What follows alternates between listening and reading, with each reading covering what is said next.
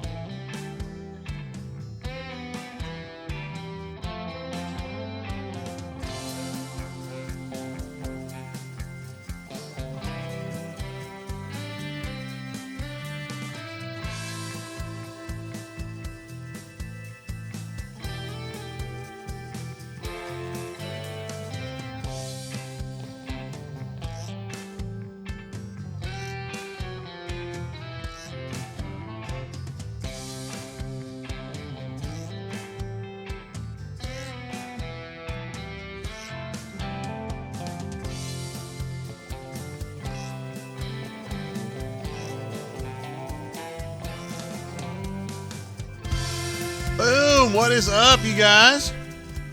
It's Another beautiful Saturday in Montgomery, Alabama, which means I have not been shot. And that's always it's ones and zeros, really. And yeah, another beautiful day in Montgomery. Now they're saying that there's going to be a new tropical storm coming this way. There's always one. Wow, we already have 3 thumbs up. I'm so fired up about that. If you guys are watching the stream and you enjoy this kind of content from your friends at auburnsports.com, I think this would be a great time for you to click that like button. A lot of the kids on the internets would say you need to smash that like button. But I'm not really a kid anymore. I'm 48 years old. I'm a man. That mic seem hot to you guys? I don't know. Sounds fine to me. Anyway, guys, thank you for being part of the show tonight, for tuning in. I am Jay Tate, as you can see right there. I am publisher of auburnsports.com, as you could probably surmise based on my background and also the title and the fact that I've been here for a while. Yeah, so I hope you guys are having a great Saturday night. I was. Yeah, well, I'm really stoked about taking it to the next level here. I've got some new bourbon. Well, new to the show, not new to my mouth, but was watching the South Alabama Jaguars play the hated Tulane Green Wave earlier, and the Jags in their brand new stadium right there on campus in Mobile. My daughter is on campus, but she's not at the game. I don't think freshmen get the best spot in line when it comes to getting tickets, so she's actually watching it on TV on campus. But I'm really fired up for her. Jags fumbled it like the 3. Tulane took it down, but doesn't seem like their quarterback's very good, so yeah, so what? Anyway, kind of a slow week in the world of Auburn football. They were practicing. I think they got 4 practices in this week if you include the scrimmage today. And that was a 60-play scrimmage, 1s and 2s. This is probably going to be the last scrimmage that they do where they're really kind of trying to figure out starters. I think from this point forward they're going to know their starters and they're going to be trying to figure out their 2s and their 3s and maybe some of their 4s. Because this year, unlike usual years, 3s and 4s matter a lot more than they did last year because people are going to be out. Gus mentioned today that they had, I think, 2 or 3 positive tests, and they had 10 kids in isolation this past week, including 5 starters. So, not ideal from a team personnel standpoint. We don't know exactly who is sick, and that's not really something, I shouldn't say sick, tested positive and who's been isolated. That's not something that I normally get into, and I'm not going to get into, but yeah, just suffice it to say 5 starters, and we'll go with that. All right, tonight, let me get to our base brain drain screen. I have something special we're going to do in lieu of the On the Horn a little bit later in the show to celebrate 5 years since the Jumbotron went up. Someone on the bunker, I think it was AU Tiger for Life, I think, had the it's been 5 years since the Jumbotron debuted at Jordan-Hare Stadium. Pluses and minuses. Obviously, everybody's got an opinion about it. Whether that was if that was money well spent or if that was just wasteful nouveau riche crap. But it's beauty's in the eye of the beholder. Little Corona cough there, no problem. I don't have it. I'm just kidding. Okay. So tonight we got to get things started off the way that we often do. Tonight's bourbon is going to be the Maker's Mark 46. This one is kind of special to me in that when I was in college as an undergrad at Transylvania University, I went to school. One of the guys I knew at school was an heir to the Maker's Mark world. He was a Samuel, and the Samuels run Maker's Mark, although it is now, like when I was in school, what is that, 25-something years ago, this was kind of like an independent thing, and now they're a Beam. Jim Beam owns them. Oh, boy. Uh-oh. JG might have a little bit of trouble here. Yo. I think I had trouble a couple weeks ago, too, getting one of these open. Here we go. I'll get it started again. So, Chip would always have some Maker's Mark on hand, and we would love to drink. We love drinking that in the dorms there. And these days, as AU Taxman, if he's here, would know, and a lot of y'all would as well. There's a lot of boutique bourbons these days. I mean, think about all the bourbons that we're all chasing after. There's so many different kinds. I mean, you've got things like Fiddler that are really good now that didn't even exist. Hell, 10 years ago, some of these. And now, there's so many different kinds, and I think it's great for someone who likes bourbon like myself, like y'all. But when I was in college, man, I mean, you basically had, Beam, Jack Daniels, which you guys know I don't feel good about. I mean, I'm not here to drink Tennessee whiskey.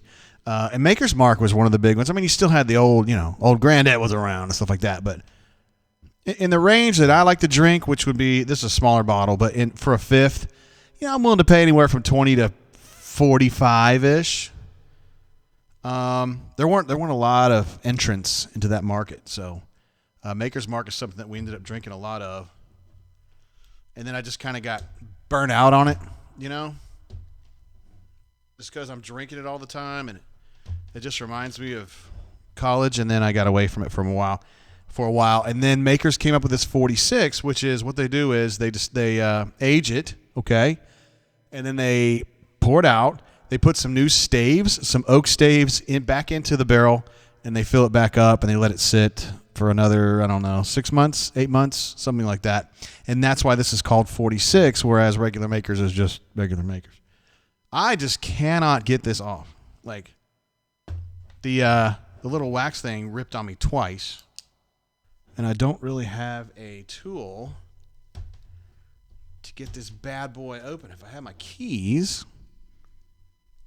I'm going to get it one way or another, though, guys.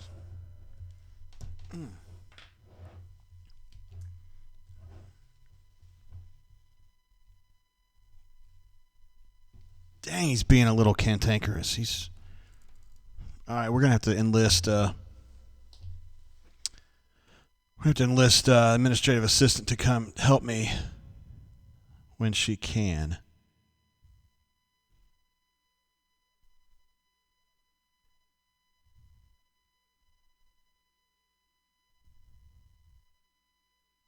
All right. So we'll get into that here in a minute. For sure. So tonight it'll be Maker's Mark 46 again. Maker's Mark Distillery in Loretto, Kentucky. My dad was born very near Loretto in a small community called Gravel Switch, Kentucky. 94 proof, which is not particularly hot at all. These whiskeys run anywhere from 90 to about 135. $40 for that. This one, thanks AU Storm. You're doing great. I appreciate your support on that, buddy. This is a very small bottle. If you get it in a fifth size, it's still not very expensive. And I like that. $10 more than Makers. Again, you get a little bit more age on it, and it's definitely more oaky. I can't really drink it right now to tell you, but I know I've had it before, and it is delicious. And this Maker's Mark is one of the true wheated bourbons. It's definitely wheated. If you drink it, you know what I'm talking about. And this is just going to do nothing but add to that wheat thing. So if you're a wheater and you love the Maker's Mark and you can't get your hands on any Weller, which is probably the ultimate wheat, or the sweet wheat 1792, then this is a very good one to go to. Let's take a real quick look at the headlines. These are things that have been going on in the Auburn football world in the last week or so. Leif B says Loretto is BFE. You're absolutely right. It is all Marion County, Kentucky, and there is not much there. Lebanon is the county seat, and that ain't a big town either. Their big thing each year is the Ham Days. Ham Days. Yeah, it's a big one. I cannot get this daggone thing open. It broke on me twice. You know how Maker's Mark goes. Hey, did you get that problem straightened out? It's a screw stuck in it, so I need to buy some new. Screw? And you want to go buy a what now? Need some long needle nose pliers. Ooh. Tomorrow. All right. We're having a problem with our disposal, and administrative assistant, who was already in the midst of getting that straightened out when we went on the air, is now figuring out what the problem is. It's great news. 10 players, I mentioned this at the top of the show, 10 players isolated due to COVID protocol. I think Gus said 2 were positive. Could have been 3. Canoe Man says, wouldn't Pappy be the ultimate weeded? Okay, I'm not drinking Pappy. If you guys want to spend your life chasing that, spending all that money or waiting in line in the rain or whatever, God bless you guys. I hope that you do it. If I never taste Pappy again, I'm going to be just fine. God bless you guys for spending $400, $500, $1,000, $2,000 to drink some bourbon. I think that's awesome if you guys want to do that. So 2 tested positive, maybe 3. Not exactly sure. Corny mofo. Dude, you were mouthing off earlier on the bunker, and I didn't understand what you were doing, and now you're doing it again. I don't understand. Nobody said anybody's not woke. Everything's fine. I don't know why you have to turn this into some political BS. We did speak to Chad Morris earlier in the week. That was awesome. We were really fired up about that. And interestingly, thank you, ma'am. You're the best. Can you believe it broke twice? I would disparage it, but of course, Emmett was born there. So I'll just blame him, even though he has nothing to do with it. Thank you. Drink some of this 46 and get it going.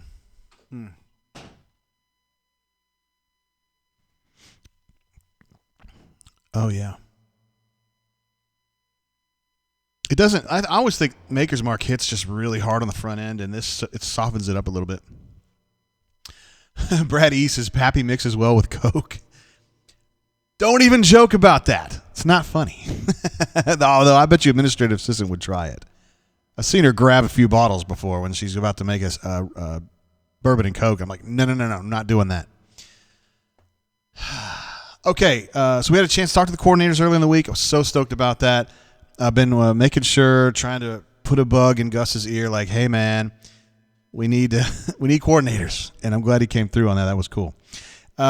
Pushing Morris about pace. Back when he was at Clemson, he was one of the big pace guys. He's a Gus disciple in a way, although he's broken away from Gus when it comes to Crocodile. Appreciate you, bro, for the super chat. I'll give you a shout out here in just a second when we get back to the main page. And you're the man. Appreciate you.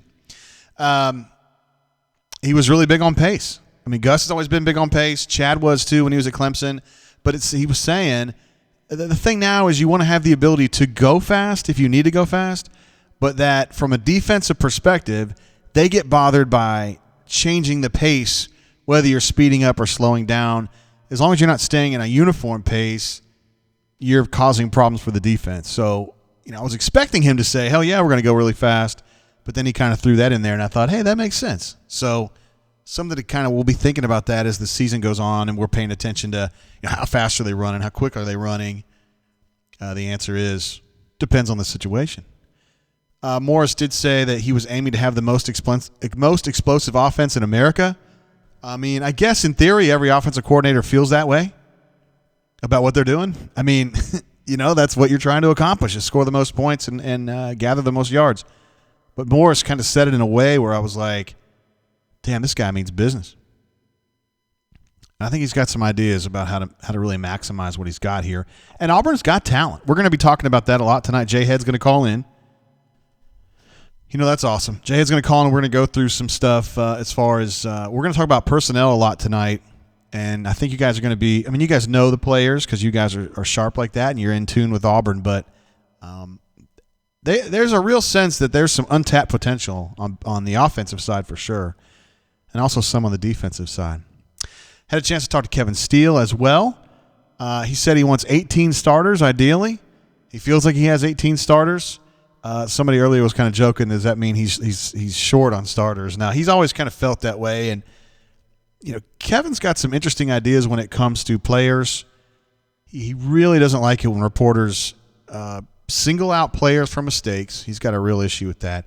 And he also hates depth charts because he feels like if a kid, let's say not a true freshman, but let's say a redshirt freshman or a sophomore who's like a second-team guy, third-team guy, if the starters are all known and they just keep running out with the first team all the time, like those second and third-team guys get a little stagnant, right? They tend to be. Some of them don't.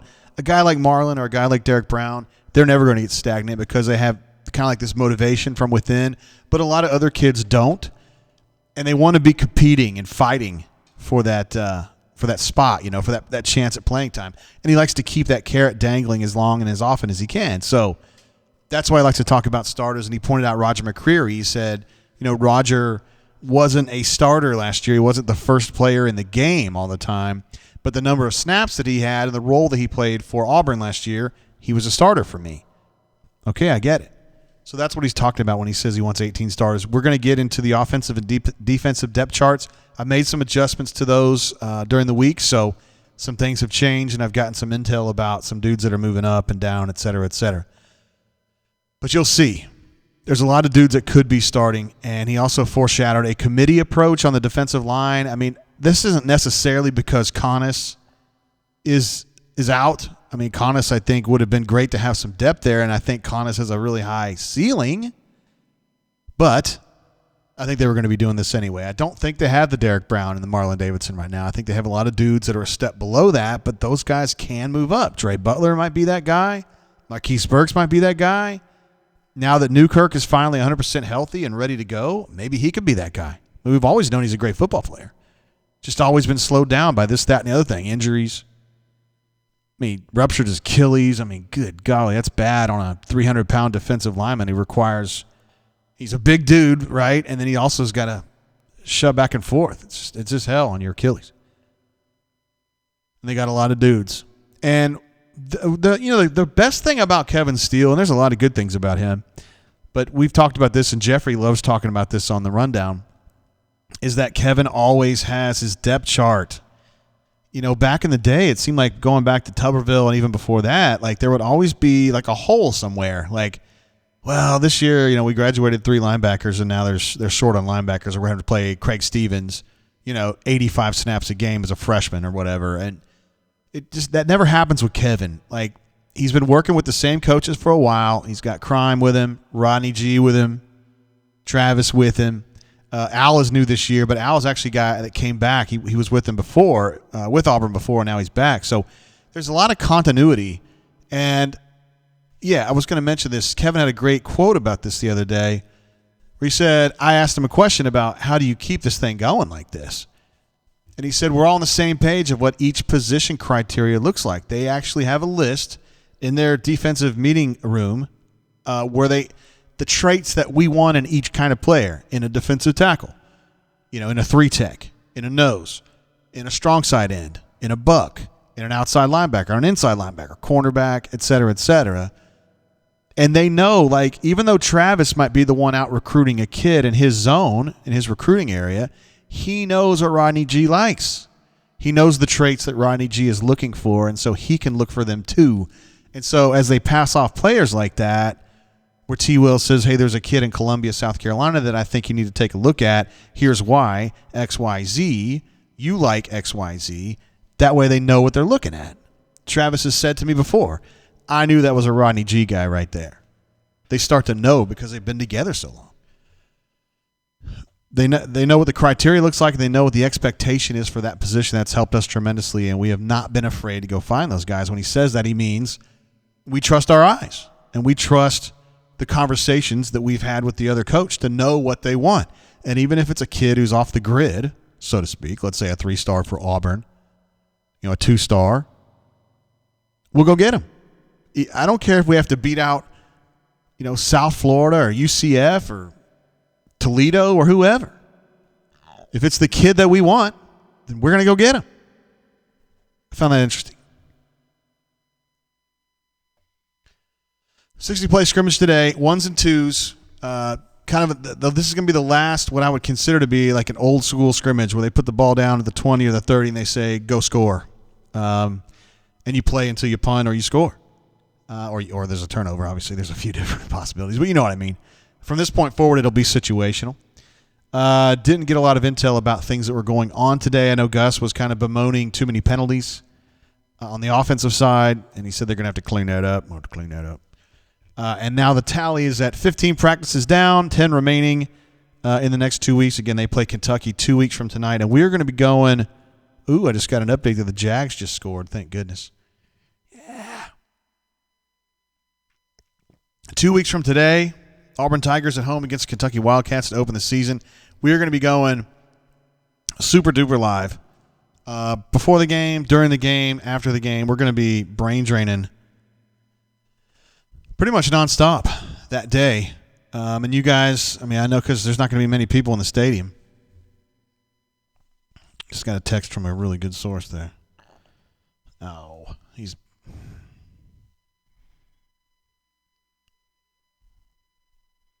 Sources sometimes get a little.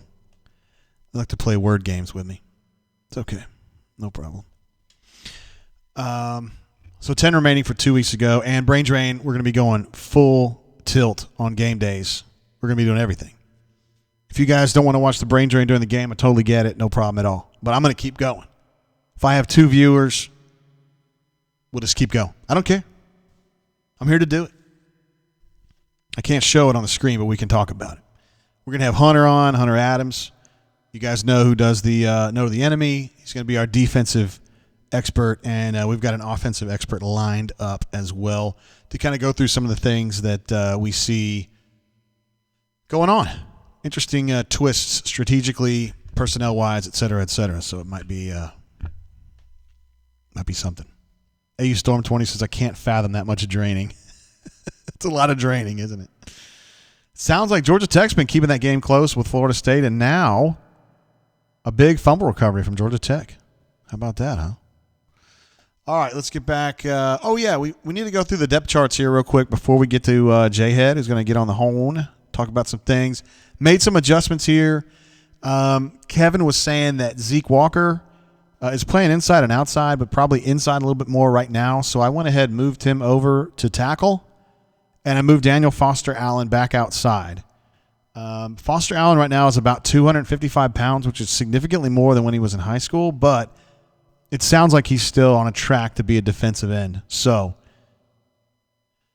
the intel, it was actually about the football complex is what was going on with that one. And really, Ravine, I haven't seen him on yet, but Ravine, he had some great intel on this like 2 or 3 weeks ago. So he was right on the money there, as you would expect. Let's see, other changes I made. I moved Cam Riley up. It sounds like he's been playing well. And I think he's going to be in. He could be in the rotation there. I mean, again, it's a situation where they use 2 linebackers a lot. You know, so Papo and Britt would get the lion's share of snaps in normal situations. And Zacoby is another guy that's basically a starter there. You know, O.C. Brothers is probably half a step down from those 3. And it sounds to me, with Josh Marsh and Wooten out, that Cam Riley and Wesley Steiner are the 2 guys that have been moving up. I mean, Tisdale's down there as well. He plays linebacker as well. Just haven't heard as much about him. And then Cam Brown, Derek Brown's younger brother, has been playing linebacker and picking that up as well. I think he's kind of a long-term project at that spot. So we'll just see how he develops over the next couple years. Also resituated, moved Jordan Peters from nickel to free safety, which is where he's been working almost exclusively here lately, because they really like Lord Tennyson. He's been playing well, and you know, Kevin, from the minute he saw Tennyson, felt like that is the guy I want to play star for me after Tut leaves. So we moved Tennyson up and moved Peters to safety, where he's been spending most of his time. So those are the changes we made on the defensive side of the ball. I still feel pretty good about everything else we had on there. Not a lot of restructuring going on. I'm trying to see. There was some talk early in the week. Kevin had a lot of nice things to say about Thompson and the way he's been playing at safety. Could be ahead of Puckett. I'm just not sure. But Jordan Peters is definitely going to be the 3rd safety. And then you're competing for the 4th safety spot. And I just don't know how that's going to break down. I doubt it's going to be Malcolm Askew, though. And then at cornerback, you still got a really, what I would call a dead heat between Nehemiah Pritchett and Domio. I mean, I've always kind of thought Domio would win that battle, but it's been tight. It's been close. And I think that he would really like to roll those guys in and out. I don't know. I just get the feeling that Jalen Simpson's maybe, a half step behind those guys. Not speed-wise, but I'm talking about on the chart. I think Kevin would go into this first game feeling good about McCreary, Pritchett, and Domio, and I think Jalen Simpson would be one step back. I think Eric Reed has been good so far, but, he's not there yet. Let's see. Chip says Georgia Tech has attempted a field goal and has hit the field goal and now leads Florida State. Very, very cool. Let's take a look over here at offense. I made a few adjustments based on some intel I got last night about how things have been going at wide receiver. No changes on the offensive front. I was basically guaranteed that Brandon Council, barring any kind of injury, is going to be starting. So I'm going to go ahead and put him at right guard. I think he could play a variety of positions. Honestly, I don't think he would play left tackle, but I think he could play any of the other 4 spots. They feel really good about Troxel and Alec Jackson playing over on left tackle right now. It seems like that's a really good competition right there. I had someone that I trust tell me yesterday that they thought Alec Jackson was going to be the one to win that spot. I myself am a little skeptical of that, not because I have a problem with Alec Jackson. I don't.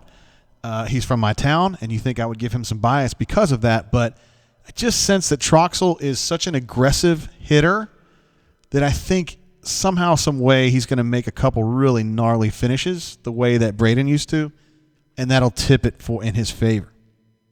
But those guys technically are locked in a battle at left tackle between Austin Troxel and Alec Jackson. I feel pretty good about the rest of that offensive line. Resituated a few guys at the 9 and 2 positions. I didn't have Shed on here earlier, which is kind of an oversight. I didn't really know where he was going to be, but he's going to be at 9.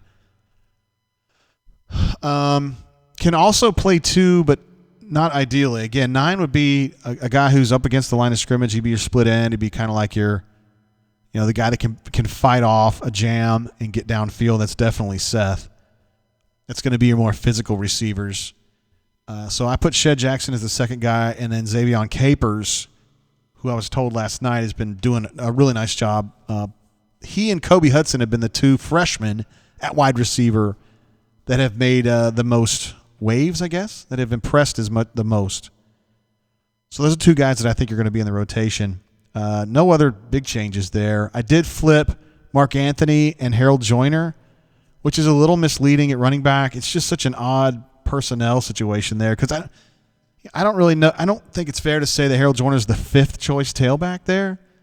It's just kind of like I don't think that Joyner takes carries away from Mark Anthony, nor do I think Joyner takes carries away from Shivers.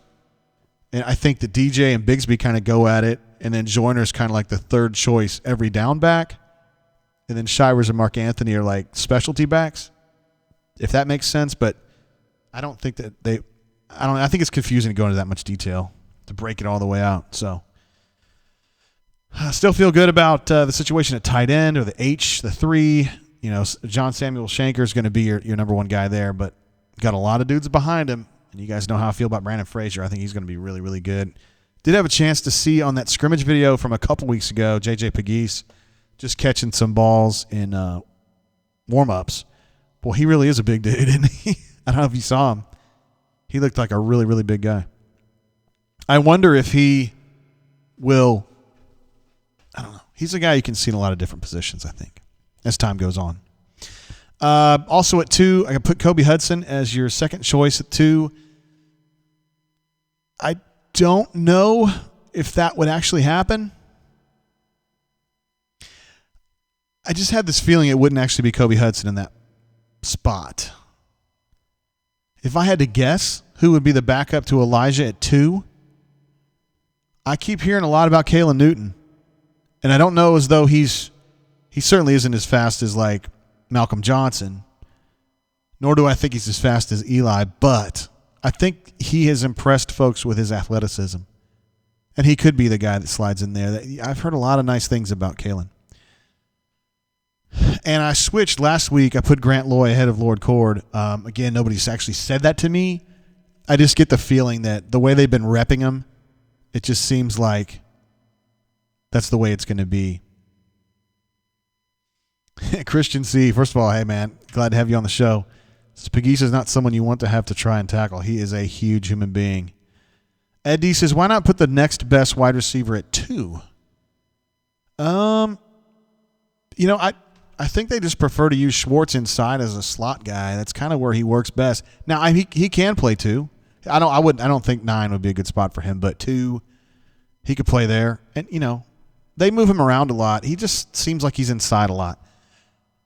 I always think of him as being like a motioning 5 who gets like they run the end around for him, or he bubbles out, or he'll run slants from the slot. They use him in that kind of a portable role a lot. I think it's because you think about it, they worry about Schwartz. Defenses worry about Schwartz a lot, and so when you shift him around, it forces them to hand off guys, the defense I'm talking about, and it just creates problems. the teams that are not particularly disciplined on the defensive side of the ball, teams like Arkansas, have a hard time shifting off that stuff, and it just causes a lot of problems. Look, it's a good little group here, man. I mean, you don't see the stars outside of Seth Williams, Flash, Bo Nix. To me, is a star. He's a up and coming star, but I think most teams would like to have him right now in the SEC or anywhere in the country. Offensive line, I just don't know, but I bet you, I just got this hunch that they're going to be as good as they were last year. Now, last year they were a little disappointing considering how experienced they were. But I think this group can probably match that. Which, if you had told me that 9 months ago, I'd have been like, I think they would take that. No, that's what they're looking at. I do want to give a shout out to our super chatters. We've already had 3, and they all deserve to be celebrated for being total badasses and studs that they are. First one is Crocosile, a.k.a. Kyle W. This is good stuff, JGT. We love Crocosile. Crocky Poo. One of our absolutely badass posters. Thank you very much for that, Crocosile. You're always so supportive and positive on the board and here as part of the show. Of course, we love you. Everybody loves you. War Eagle 0008 in the his has come on here in the last, 6 months? Noticed you being on the show quite a bit. Says, Jay, happy to be back and appreciate the show. Love it. Love the site. May call in later on. We'd love to have you, brother. You know where to do it, baby. Thank you very much for the super chat and just supporting what we do here. Also, Fat Crack, who's with us a bunch.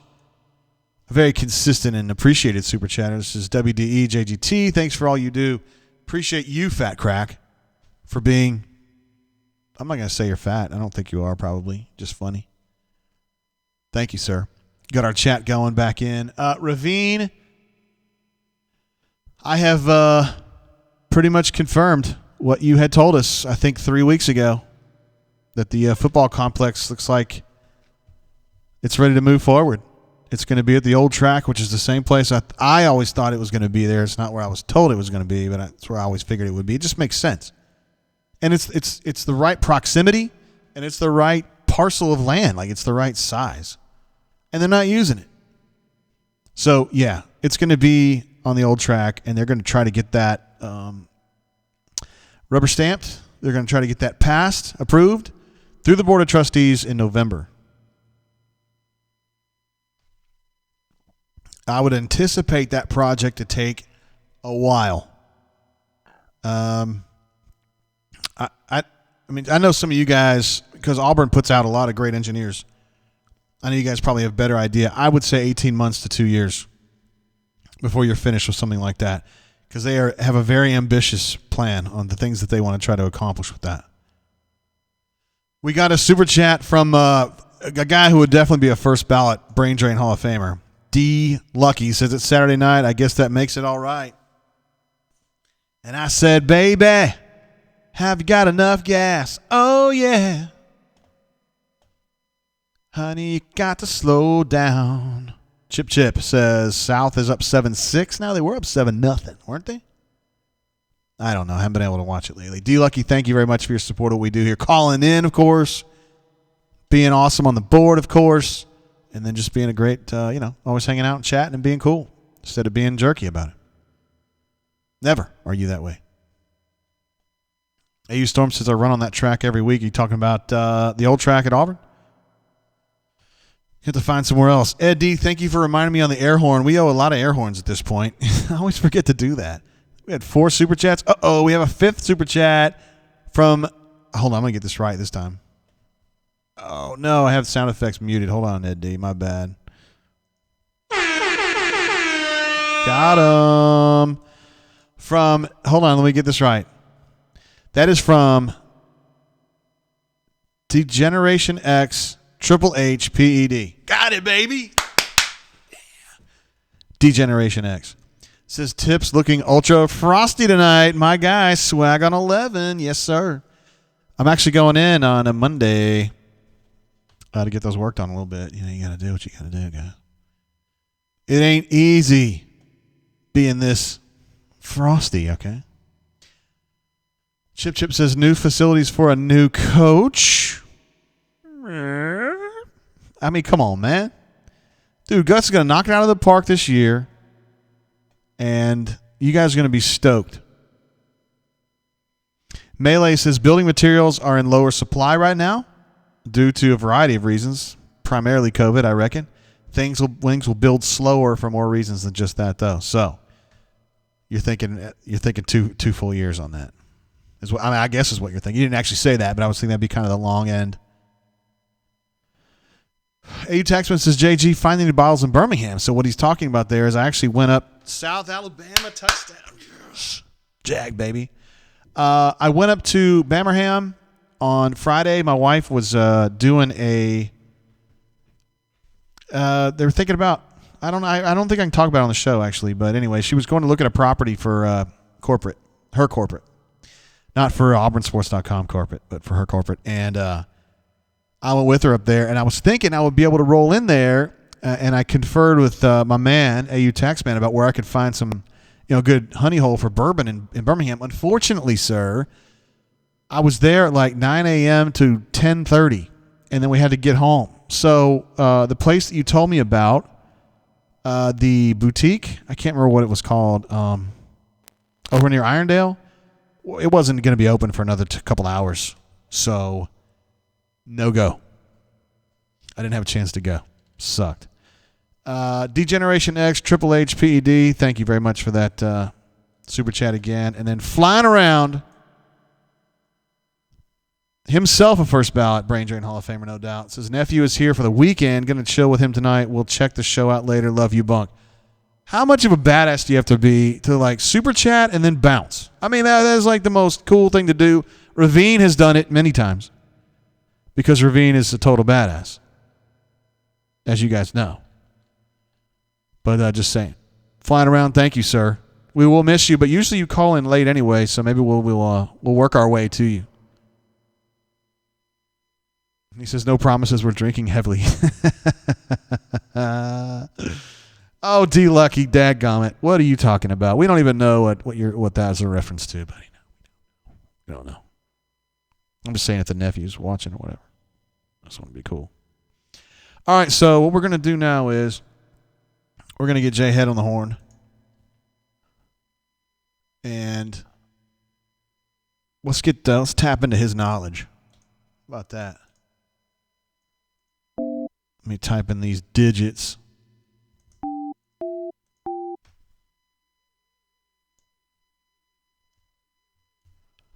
All right, coming to you, Jay Head.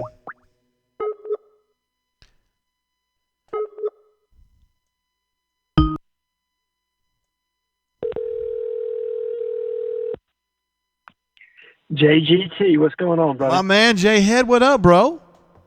Oh, nothing much. Just got done putting the boy to sleep, and so now I'm on the phone with you guys, looking to talk a little football. Looks like you already cracked the news on the new football facility going over there on the track, and then maybe we can dovetail into some basketball team news. Mm-hmm. Absolutely, man. I'm pretty fired about the football complex because, man, they have really, really needed that. You know what I mean? Oh, Jay, and I think probably, look, Allen has really, when he got here, he made a full-scale evaluation on what needs to be done, and the football complex is going to drive everything else because once they get that built, and the word that I got is they're not just going to build a football complex. They're going to put new practice fields over there. They're going to also build a new indoor facility over there. I mean, we're talking about a $100 million investment that they're going to put there, but that's going to set them up for success with everything else because now you empty out that athletics building and you can move other coaching staffs and other personnel staff in there, get them out of Beard Eves. You can take the old indoor football facility and turn it into an indoor track, which we badly need. Yes. And you know what I mean? And you can get donors. Donors are much more willing, specifically, in the Southeast here and for Auburn, to donate more towards football than they are to other sports. But it makes it easier to fix all those other facilities for the other sports that badly need those facilities. So I'm extremely excited about it. And those that are saying new facilities for a new coach, look, Malzahn has done an excellent job in the offseason. I really think that we're set up for an 8-2 type year and moving into an even bigger season next year. I really feel good about the football team this year. I like the way the schedule lays out.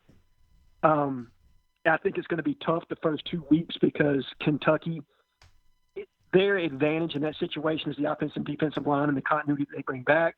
Where are we at? We're trying to figure ourselves out on the offensive and defensive line. I think we've got a lot of talent at both places, but it's new talent. And so they're going to be finding their footing those first couple games. But I think that the quarterback situation at Georgia is advantageous to us, and I really like Bo Nix because, look, I can tell you for a fact, I talked to somebody the other day, and Nix probably ate himself alive all season on missing that throw to Harold Joyner in the flat. I mean, just literally cringes every time he sees that highlighted and is insanely driven to be a much better quarterback. And I think Chad's going to get it out of him. And I think with the new passing game that we're going to put into place, I think the utilization of the middle of the field, the utilization of the tight end, and Chad kind of dovetailed into it a little bit with changing speeds. So Malzahn's thing has always been going faster. At least that's what he made his name on. It's what he's, you know what I mean? But the game has changed so much where defenses can now play fast with their one-check call. It's being able to keep the same personnel on the field and put defensive players in conflict. And Chad does that extremely well, and he does that by using the tight end, by being able to move him all over the place. So you don't have to change personnel every 5 seconds. And that's what's killed Malzahn these last 3 years, is he's gotten too technical and thinks he's got to get the perfect player on the field to execute each play, and it slows it down so that everybody knows what's coming. Yeah, why not? I always wonder why you don't try to find players that can do more than one thing. That way you can still shuffle them around and not have to sub them out. You see what I'm saying? Jay, me and you couldn't be more on the same page. But I think look, when Gus started the hurry up no huddle, and everybody forgets this, you could, as long as you were moving as fast as you possibly could, you could snap the ball as quick as you could. You didn't have to wait for the defense to adjust. That's right. And that's just, he got ingrained that way, and every play that he put on the field was perfect. I mean, he had diagrammed it perfectly. He wanted the perfect personnel. It's why he's kept a stranglehold on substitutions, because it's just ingrained in him. But what I will tell you is that he has the utmost confidence in Chad, and I'm not going to knock any other offensive coordinator that he's had here at Auburn, but there's nobody that he's trusted like he trusted Chad Morris. Correct. Or trust Chad Morris. And even when he got the job originally, Chad was who he tried to hire. I mean, I know that Rhett was who the coordinator was, and that's who he had as his coordinator at Arkansas State. But the first 2 phone calls that Gus Malzahn made to be his offensive coordinator when he took over at Auburn, the first one was to Chad Morris. The second one was to Mike Norvell. Rhett ended up being the offensive coordinator because the other 2 were settling in where they were. But those are 2 guys that Gus absolutely trusts more than anybody on the face of the planet. You know what I mean? As an equal to him, is the way he sees him offensively. And I think he's going to give Chad that latitude to really put his system in play and be able to utilize multiple people, like you said, moving receivers in and out of various positions. I'm extremely excited with what they're going to do with Eli and Schwartz and how they're going to move them around and shift them in and out. I'm very excited about what I've heard about the running backs and involving them in the throw game, specifically Shivers when you get him in space. And I've heard great things about Mark Antony and Tank. Both, I will tell you that a practice observer that I got to speak to today compared Tank Bigsby to a young Fred Taylor. That was exactly what he told me about that kid's game. And if he's anything like Fred Taylor, shit, Jay, we hit it out of the park. Well, we know he's a player now. He's definitely a player.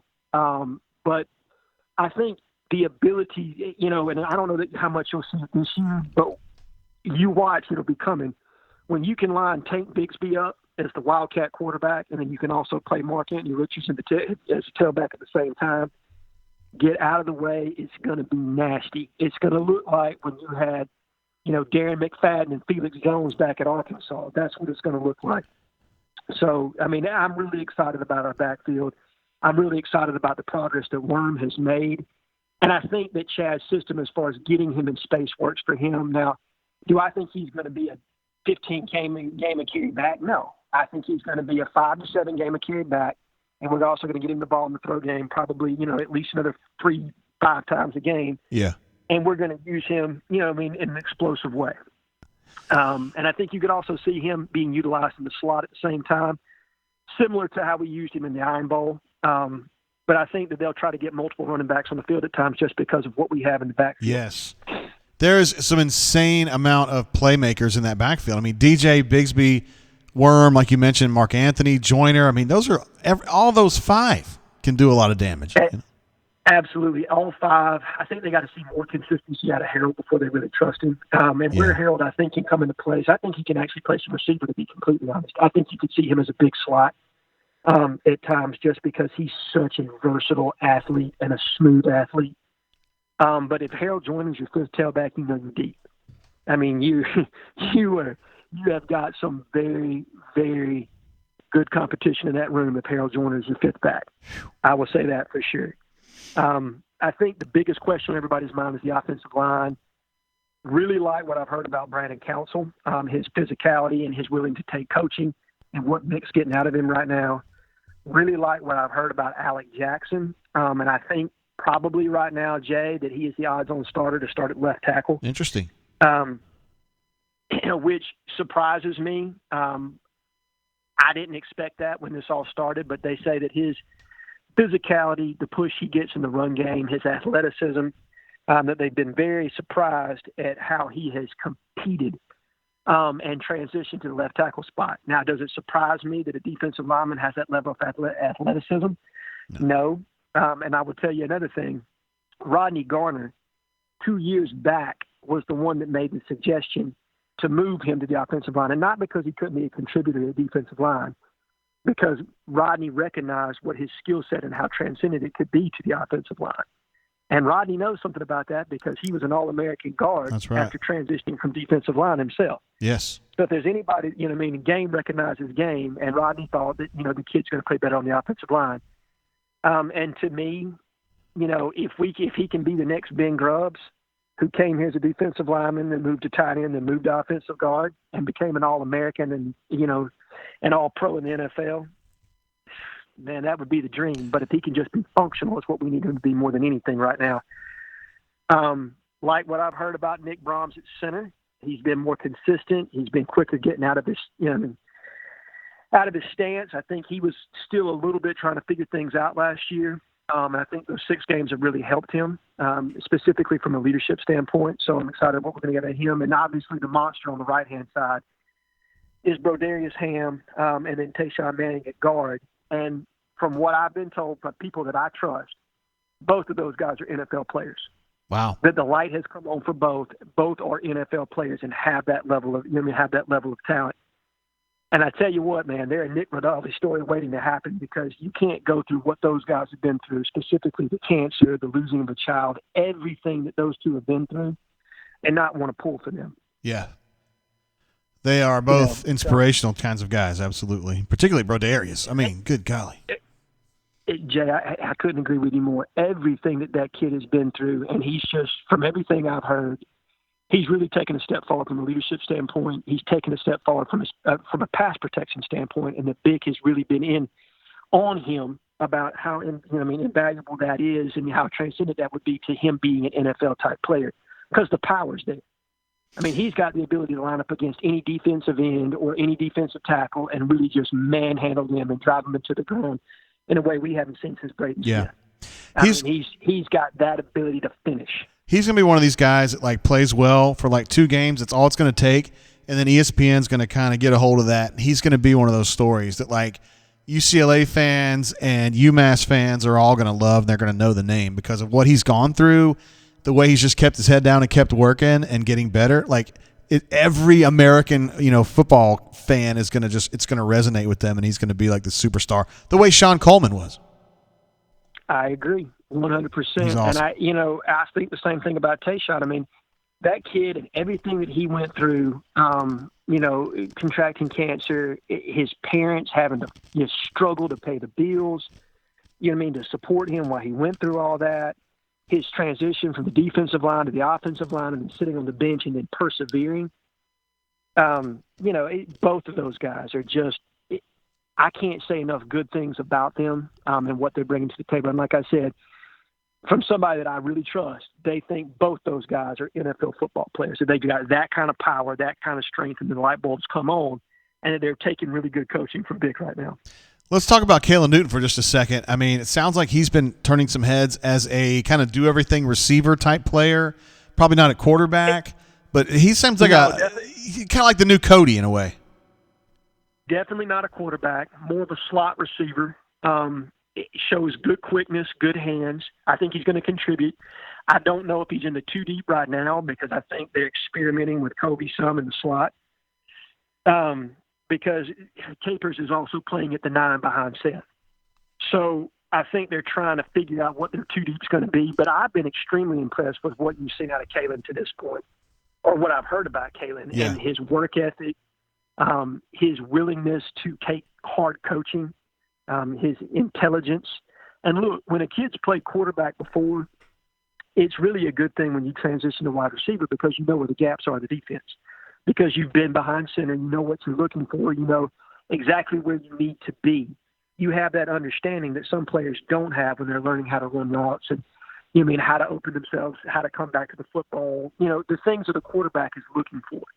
So it's been a much more natural transition than I would have ever thought. Yeah. But expect him to get on the field. And look, everybody's got to be ready to play this year. I mean, you think about it today. We had 5 starters out due to COVID. Another 5 other players that are backups that were out. From week to week, everybody's got to be ready to play. And so far, from what I gathered, Gus has done a good job. Chad and Kevin have all done a good job in preparing guys and making sure that they understand this competition, regardless of where you are on the depth chart, you have to have your head screwed on straight and be paying attention in the meeting room because your ass is going to be on the field at some point. You know what I mean? It's that kind of year. And I really like our depth. I like the character of this team. I like the leadership of this team, specifically on the defensive side of the football. And I like what Bo Nix is bringing to the table. I mean, he's not afraid to get in an offensive lineman's face this year and tell them, "Hey, you need to get lined up right here." That progression from freshman to sophomore as someone who's earned his stripes on the field now, someone who was freshman of the year in the SEC, he carries that much more weight now when he's telling guys what to do. Yeah. So, I really there's a fabric of certain teams, Jay, that you like the 04 team. While it's not the 04 team, this is a team that's going to lose some football games. This is a solid football team with good leadership that I really see getting better as the year goes on. I agree. It's got a good feeling about it, and I can tell by the way they're talking about it. Auburn's trying. The people that I talk to about this team are very reserved right now, and typically it's the opposite. So, if they're talking a lot, that tells you they're worried. But if they talk less, that usually means they're more confident. And it's been a quiet fall camp so far. I completely agree. Yeah. I completely agree. Let's talk about go ahead. I'm sorry. Go ahead. I'm sorry. No, I cut you off. I want to talk about the defensive line a little bit because Kevin was talking about how, he liked to have 18 starters. He thinks it's going to be kind of defensive front by committee, which sounds kind of bad, but you start looking at this roster, man, up front, they got a lot of dudes, man. They've got a ton of dudes, Jay. And look, Rodney and Kevin have stacked that room chock full of talent with guys, okay?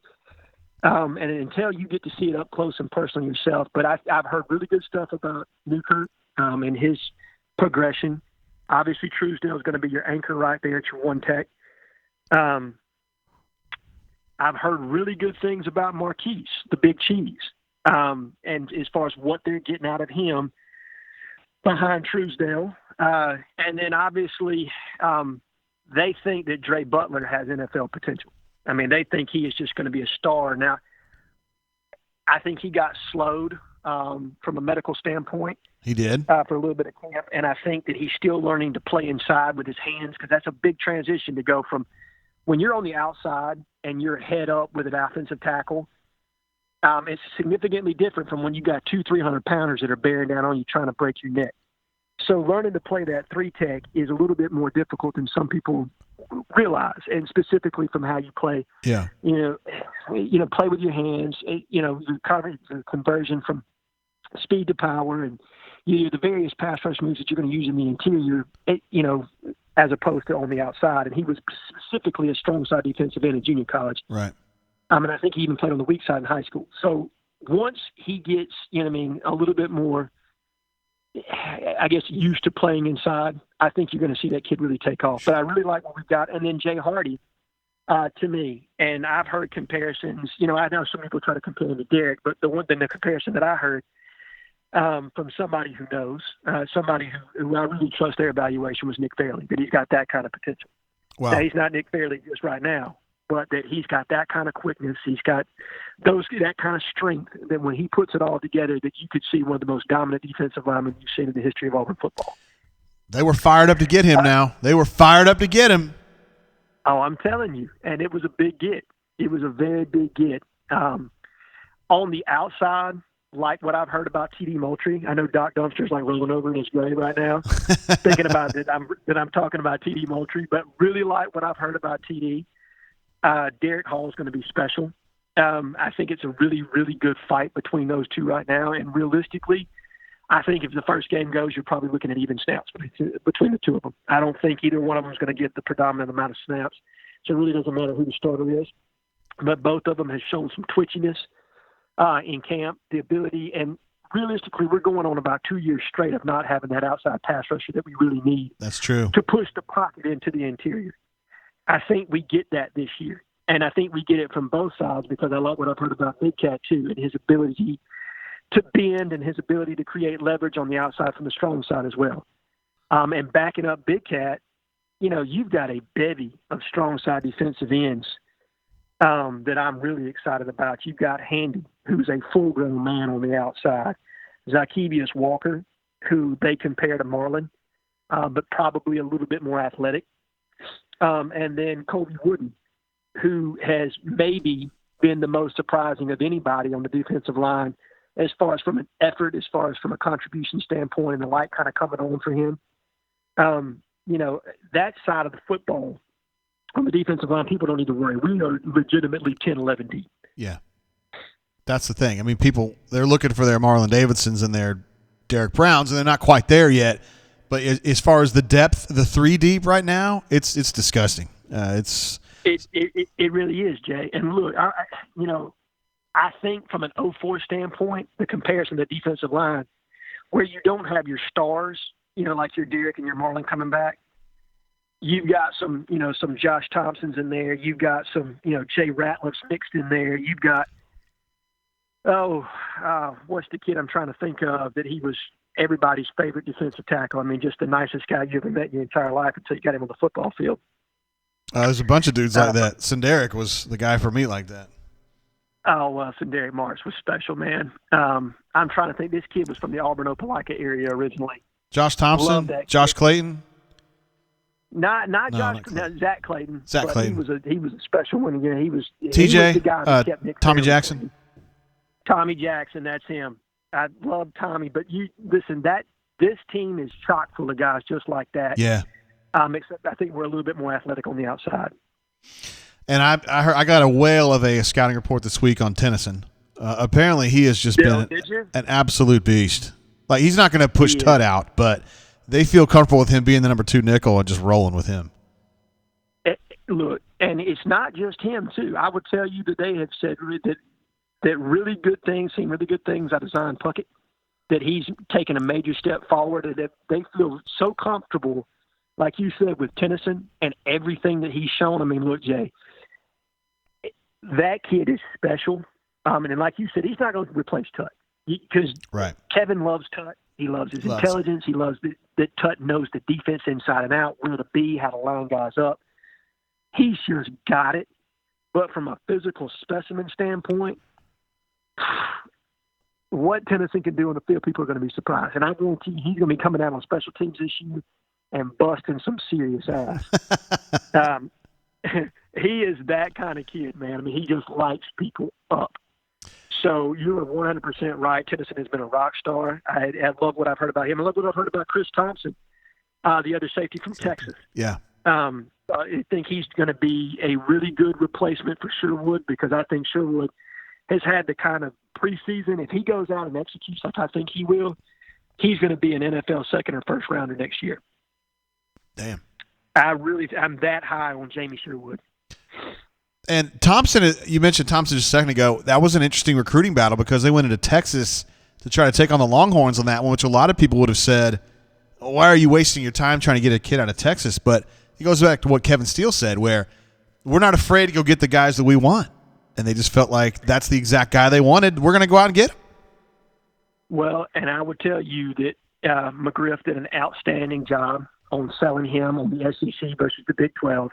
and how they're going to utilize him in Kevin Steele's defense, which is a pro-style defense, and how he'll transition to the next level. Whereas Texas defensively has been inept to this point.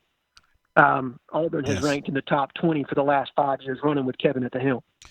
There you go. Credit McGriff and Steele for that one. I mean, and that was a big recruiting get. And look, I think he ended up being a 3-star by Rivals, but whatever, dude. Mike Farrell, as they commit to Auburn to go to 3-star, it doesn't matter, okay? Our defensive staff does as good a job as anybody on evaluations and picking and selecting guys that fit our system. Throw the stars out the window. You know what I mean? If this staff really pursues a kid and the offers from other teams match up, and this kid had offers from every other major school in the Southeast and the Southwest, the kid can play. Yep. Okay, and this kid is coming to Auburn. He's been serious. He's been dedicated. And he's come out there, and he's really shown up on the practice field. He's going to be a player. He's going to be a big-time player. Listen, man, you've been on for 15 minutes with us. I don't want to keep you on all night. We don't want to wear you out, but no, you go ahead. What else you got? I mean, I want to talk a little basketball. I mean, I know you like basketball just like I do. Sure. I mean, Auburn's got a bunch of dudes that are going to be good this year. I'm almost positive of it. The question is, I mean, what do you think about this season? It's going to be an incredibly long winter break. It's going to go probably 5 weeks. That gives them a chance to do a lot of different stuff. Do you think Auburn's going to find a way to play? I mean, will these teams find a way to play? I think they're going to find a way to play, just like I think they'll find a way for football to play. Number one, Jay, I think the economy needs it. And I think that there's so much money that's locked up into this that they will figure it out. I think we're that much closer if we move that further down the road. Now, obviously, I understand from a practice logistical standpoint and the closeness, in football, at least you have, pads and, helmet and mouthpiece and everything else separating you. Whereas with basketball, you're right on top of the guy. And it's going to be, you're going to have to be screened that much harder for COVID. But that much further removed, it's my hope that, we have medication in place, that we're that much closer to a vaccine, that they figure it out. And I hope to God that, and you can see this, and I would dovetail off of this when we talk a little bit of recruiting in football, that people don't jump the gun here and make a cancellation on a season or suspend a part of a season like the Big Ten did, like the Pac-12 did before, people are really ready to call it. Because I think that, there are some extremely smart people that will figure this out and think of ways to make sure that we can get it, because not only do we need it from an economy standpoint, I think people need it from a morale standpoint. I mean, you think of it from a mental health standpoint and just getting some regularity back in our lives. Sports unifies people. Yeah. Sports can unify a country. Okay. And I think that, part of that is figuring out a way to put a good product on the floor. And I think that we'll do that.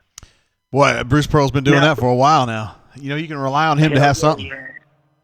He really has, and I'm excited about this team. I'm excited about Sharif Cooper. I will tell you that the biggest surprise that I've heard has been Turbo. Since he's come back, that he's been in shape, that he's motivated, that he's looked really good at the combo guard spot, that Bryce Brown really, kind of took off here in Auburn, that he's looked extremely well shooting the ball, that he's played some point, but that Justin Powell has played more point than he has to this point. That he's looked really natural to two, that Devin Cambridge has looked very bouncy, very athletic, is continued to shoot the ball well. Alan Flanagan has made some nice changes to his shot and has come in and actually lost some weight but put on some muscle, because we're going to need him to play well this year, specifically losing a Okoro. Don't like what I've heard about Jalen Smith at this point, and it's not really his fault. I mean, if anybody knows anything about Jalen Smith, he's from a backwoods, area of Georgia where there's just not a lot of resources for him to stay in shape there, but he came in a little bit out of shape, hadn't played a lot of ball while he was out. I think he's starting to get himself back into form. But I have liked what I've heard about Chris Moore, who is the epitome of what Bruce Pearl loves in a four. The ability to step out and play 3 and 4 at the same time and be versatile and just be tough and tenacious. That's Chris Moore. And then what I've heard about JT Thor. Both of those guys really can be contributors next year. So if Jalen's not getting it done, we got 2 guys that can step in, I promise you, and fill it up from that position. And then probably the biggest surprise out of all of them has been Dylan Cardwell and his ability to be a contributor at the 5 for us. I think we all knew that Stretch was going to be able to contribute, but he was just playing behind 2 really good guys last year. But having him be able to come in and having Dylan be able to come in and really be a contributor has been a pleasant surprise for us, and makes us feel very comfortable about rolling 10 deep out on the floor next year. Yes. And that's the thing. BP wants to run fast, and he can do that when he's got 9 or 10 that he can rely on, which is what I think he's got this coming season, I agree, Jay. I agree. Now, where it's going to be interesting is finding a full-blown backup for Sharif, whether that's going to be Turbo, whether that's going to be Powell, whether they're going to moonlight somebody else there. Because we really never found a backup last year for McCormick. That's you right. Know what I mean? Mm-hmm. And it wore him out towards the end of the year. We don't want to do that with Sharif. I mean, McCormick was he was a senior, and his body was built for it. He was ready for it. I don't think as a freshman that Sharif is going to be able to run the gamut of a full SEC season and then have the legs to go into the NCAA tournament if we don't find somebody that can spare him 10 minutes a night. So we're going to have to find somebody that can be a contributor at the backup point guard spot. And I hope that that's going to be Turbo or Powell, but we'll find out. I mean, and I've really been impressed with what I've heard about Justin's floor vision. And his ability to contribute from the point. I don't think he's a natural point. Right. But he's a playmaker. And he's a shooter. And he reminds me, from a playmaking standpoint, I'm trying to think of the kid's name out of A&M a couple years back. He was back a 6'5", played the 1, but he really was more of a 2, but was an insane passer. And that's the guy. That's the kid that he reminds me of. The kid with the Lakers, the white kid? Yeah. Caruso. You got it, man. That's what he reminds me of from a playmaker standpoint. So I think if Justin can be that guy, and then realistically, whether you're starting Devin or Turbo, you have a bigger point that can come in and play alongside him so you don't give up so much size when you're trying to guard people in your 2D. Well, they would love to have Turbo be that guy. It just wasn't quite there last year, but, I mean, everybody grows. Everybody gets better. Everybody grows, and of course, Turbo showed up injured. I mean, I think he had like a broken tibia or something like that in the offseason coming in last year. He had a stress reaction in his shin, basically. Yeah, which so was tough. He came in overweight, out of shape, having to, transition to the speed of the college game. And like I think I've said before on the podcast, is that, Turbo played competitive high school basketball in Florida, but it wasn't the upper echelon. So when you're going to play in the SEC and you're playing big boy basketball, and you've got a guy in front of you from, Philadelphia that has been through everything, you're just not going to get on the court, man. That's right. You know what I mean? You're just not. So I think that Turbo has really taken coaching well in the offseason. I think that he has really developed his shot. If he's developed his playmaking enough to play the point, I don't know. But I like what I've heard about him in that combo role for sure. Yep. If he comes along, that's going to be a huge plus for them. I do want to wrap it up with you, Jay Head. I mean, we've had you on so long. I know there's a couple things you still wanted to kind of hit on real quick before you left. Going to give you an opportunity to do that as far as maybe a little recruiting or whatever. Sure. We can dovetail some football recruiting. Really like what we've done from the secondary. I'm expecting us to get 2 more big-time kids in Kool-Aid McKinstry. Everything I hear points in that direction. And I'm not talking about soon like as of right now, but I'm talking about eventually I think we're going to get him in the fold. I also think we're going to get the kid out of Tuscaloosa. And while he's ranked as a lower 4-star, guys, I want to tell you that I've seen him play personally, and the kid is lights out, lockdown corner. Be excited about him, okay?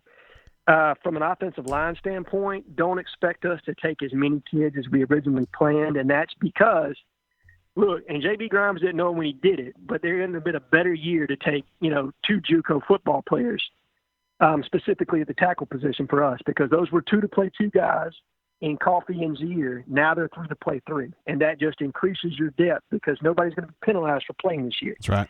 That gives Zier a year to get healthy. That gives Coffee a year to gain weight. And if, Broham and Jackson are 2-year starters for you, now you're rolling into year 3 with those as your 2 starters, and it gives you time to bring in some developmental players in this class that don't have to be thrown on the field right away. From an offensive tackle standpoint, like I said, I expect us to take 1 to 2 more. Diego Pounds is the guy that I'm really tracking right now. And I think he could be the one that we make a move on. Everybody thought he was going to land with Penn State. But like we talked about before, the Big Ten shot themselves in the foot here on this football deal. Sure did. And they were trying to basically look like we care more about our student athletes than anybody else, so we're going to shut the season down. And now the egg's all over their face. You know what I mean? Yeah. And that's major recruiting battles all the way around. That affected J.C. Latham and his commitment to Alabama over Ohio State. I think it plays to our favor, and probably LSU is the other big-time team, I think, recruiting him from the Southeastern Conference. It plays in our favor over Penn State at this point. So watch that kid's name at offensive tackle. And then wide receiver, watch us be patient with Rock Taylor. I think we're locked in on him right now. Obviously, he's heavily committed to Tennessee, but if the season plays out the way I think it will, and Tennessee eats it and goes 5-5, like I think that they will, looking at their schedule, I expect a litany of decommitments from Tennessee, and I expect Rock Taylor to end up with Auburn. Interesting. A young man from Oxford, Alabama. Hey, we've got a picture up right now of Armani Goodwin, the tailback from Hewitt-Trussville. Tell me about he's had a great start to the season. Tell me about what your expectations are for him. My expectations are that he's Mike Dyer waiting to happen without the attitude. That'd be huge. He is a perfect fit for what Chad Morris wants to do in his offensive system. He is extremely tough and physical, fast. He's going to play at 200-plus pounds when he's at Auburn. He's already at 190-plus, and the kid can't be over 5'8". He is just rock solid and explosive, Jay. And you don't know how fast he is till you see him in person. But he's every bit of a 4.4 back with some insane, really great vision, the ability to bounce it when he needs to, insane balance. Carnell Williams has stacked that running back room. Now, Tim got him started. There's no question about that, with a good group there. But Carnell has really, really, really, starting with that class where he brought in DJ and brought in Mark Anthony Richards. And DJ's no slouch. I know that I was talking about the other two, but DJ is an extremely talented back. I probably would comp him to Cameron Artis-Payne. Similar type vision, similar toughness. Probably not that upper end speed that you really want to see, but he's a very, very good tailback. Word. And on any other roster, if he were on Kentucky's roster, he'd be the starter. But, he's competing with guys that are potential NFL talent. Yep. That's just life at Auburn, man. It is. It's tailback you, baby, and we're back. Jay had another incredible performance. I mean, you're just like an encyclopedia of information. I don't know how you do it. Well, like I said, I get lucky sometimes, Jay, and things just pop in your head. But I want to thank you. I want to thank Brian. I want to thank Jeffrey, everybody here at these sports. You guys do an outstanding job. I want to thank young Nate King for all the information that he's been putting out lately. You guys are the best. And then I want to thank people for the bunker. For those that didn't hear my last phone call and the personal struggles that I've been through, I had more people reach out to me through DMs and emails. Good people, man. Just praying for me and my family. I can't tell you what that means to me, what that means to my wife. It really means more to me than you guys will ever know. So I want to thank you each and all. I hope that you're all safe tonight and that you're all getting geared up for a nice football season for the Auburn Tigers, baby. Jay Head, thank you so much for calling in and sharing all that with us, bro. No, thank you, Jay. You have a great night, okay? All right, see you, Jay Head.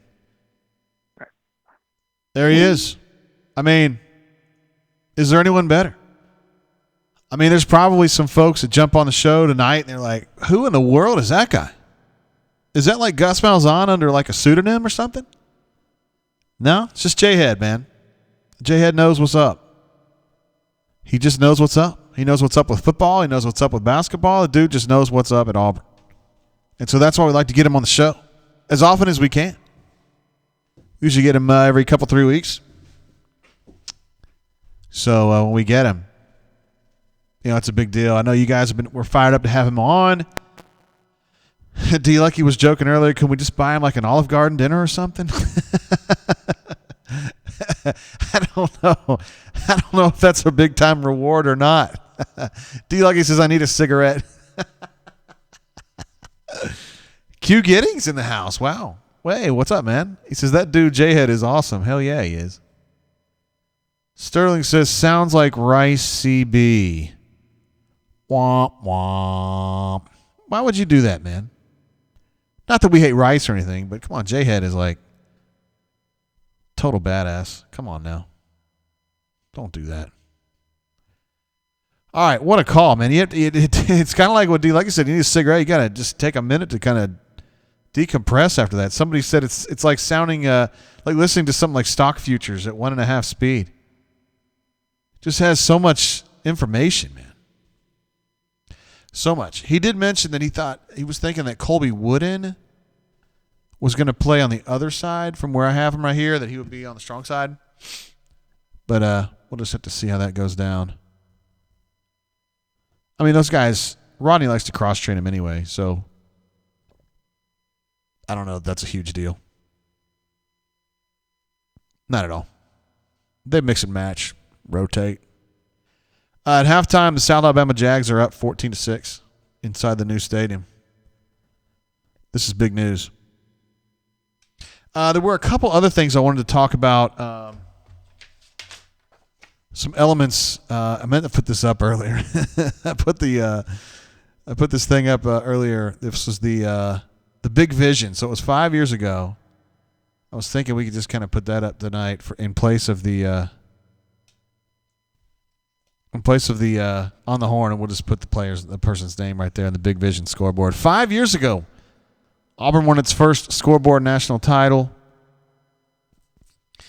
Oh man, J-Head, you're good, bro. I know when you said Jalen Smith, but we know you meant Jalen Williams. No problem at all. I do it all the time on the show. And you're not even as old as I am.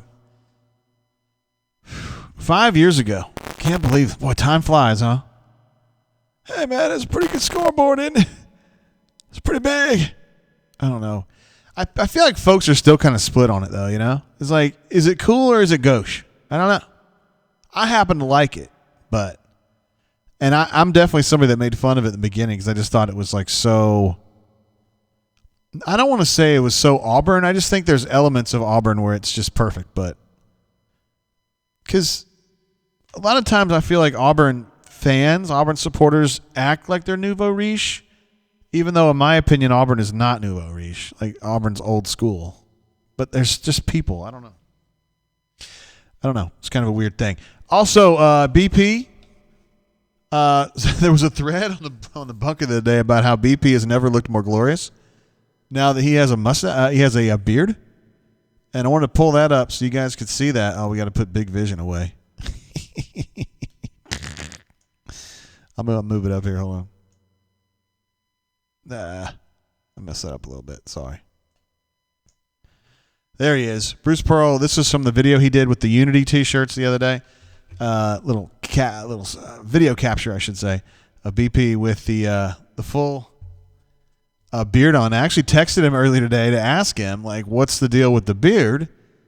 And he said, I decided to start doing that when he turned 60, which was in March. First of all, I didn't know he was even 60. I mean, I don't sit around and count up how old everybody is. But so he did that, and then he was joking about how I just wanted to see if it would be all gray when I grew it. Anyway, there was some folks on the bunker that were thinking, man, he looks pretty damn good with a beard. So Pocket Watch says, we all know what you're doing with that picture of Bruce. Wait, what? I enjoy the video, though. I don't know if you had a chance to see this video that I snagged this from. It's like BP and Gus. Well, at least they let it off anyway. And it's like, promoting this T-shirt, the Unite as One T-shirt. And, BP is like so good at it, and he's like, yeah, tell him about it, Gus. And Gus is like, yeah, me and Bruce have been talking about this all summer, and it's pretty big. Like, it's just, Gus, I got to give him credit. He's way better than he was. The problem is that, it's like he's being compared all the time to Bruce Pearl, and that's a fight you can't win. Like, he's never going to be BP. So I don't know.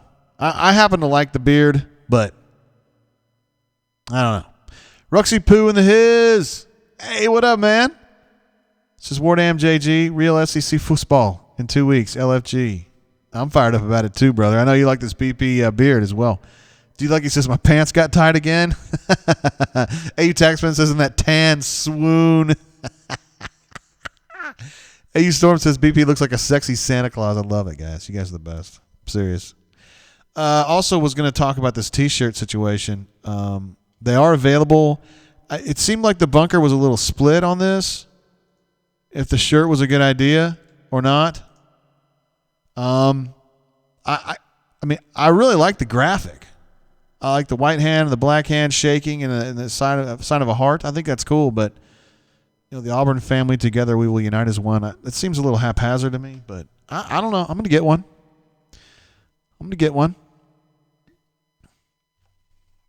See what happens there. I mean, I love the concept, and I love that Auburn pushes this, and I know there's people out there that don't want – I don't know why J-Head's name has to be on there. It's just kind of left over.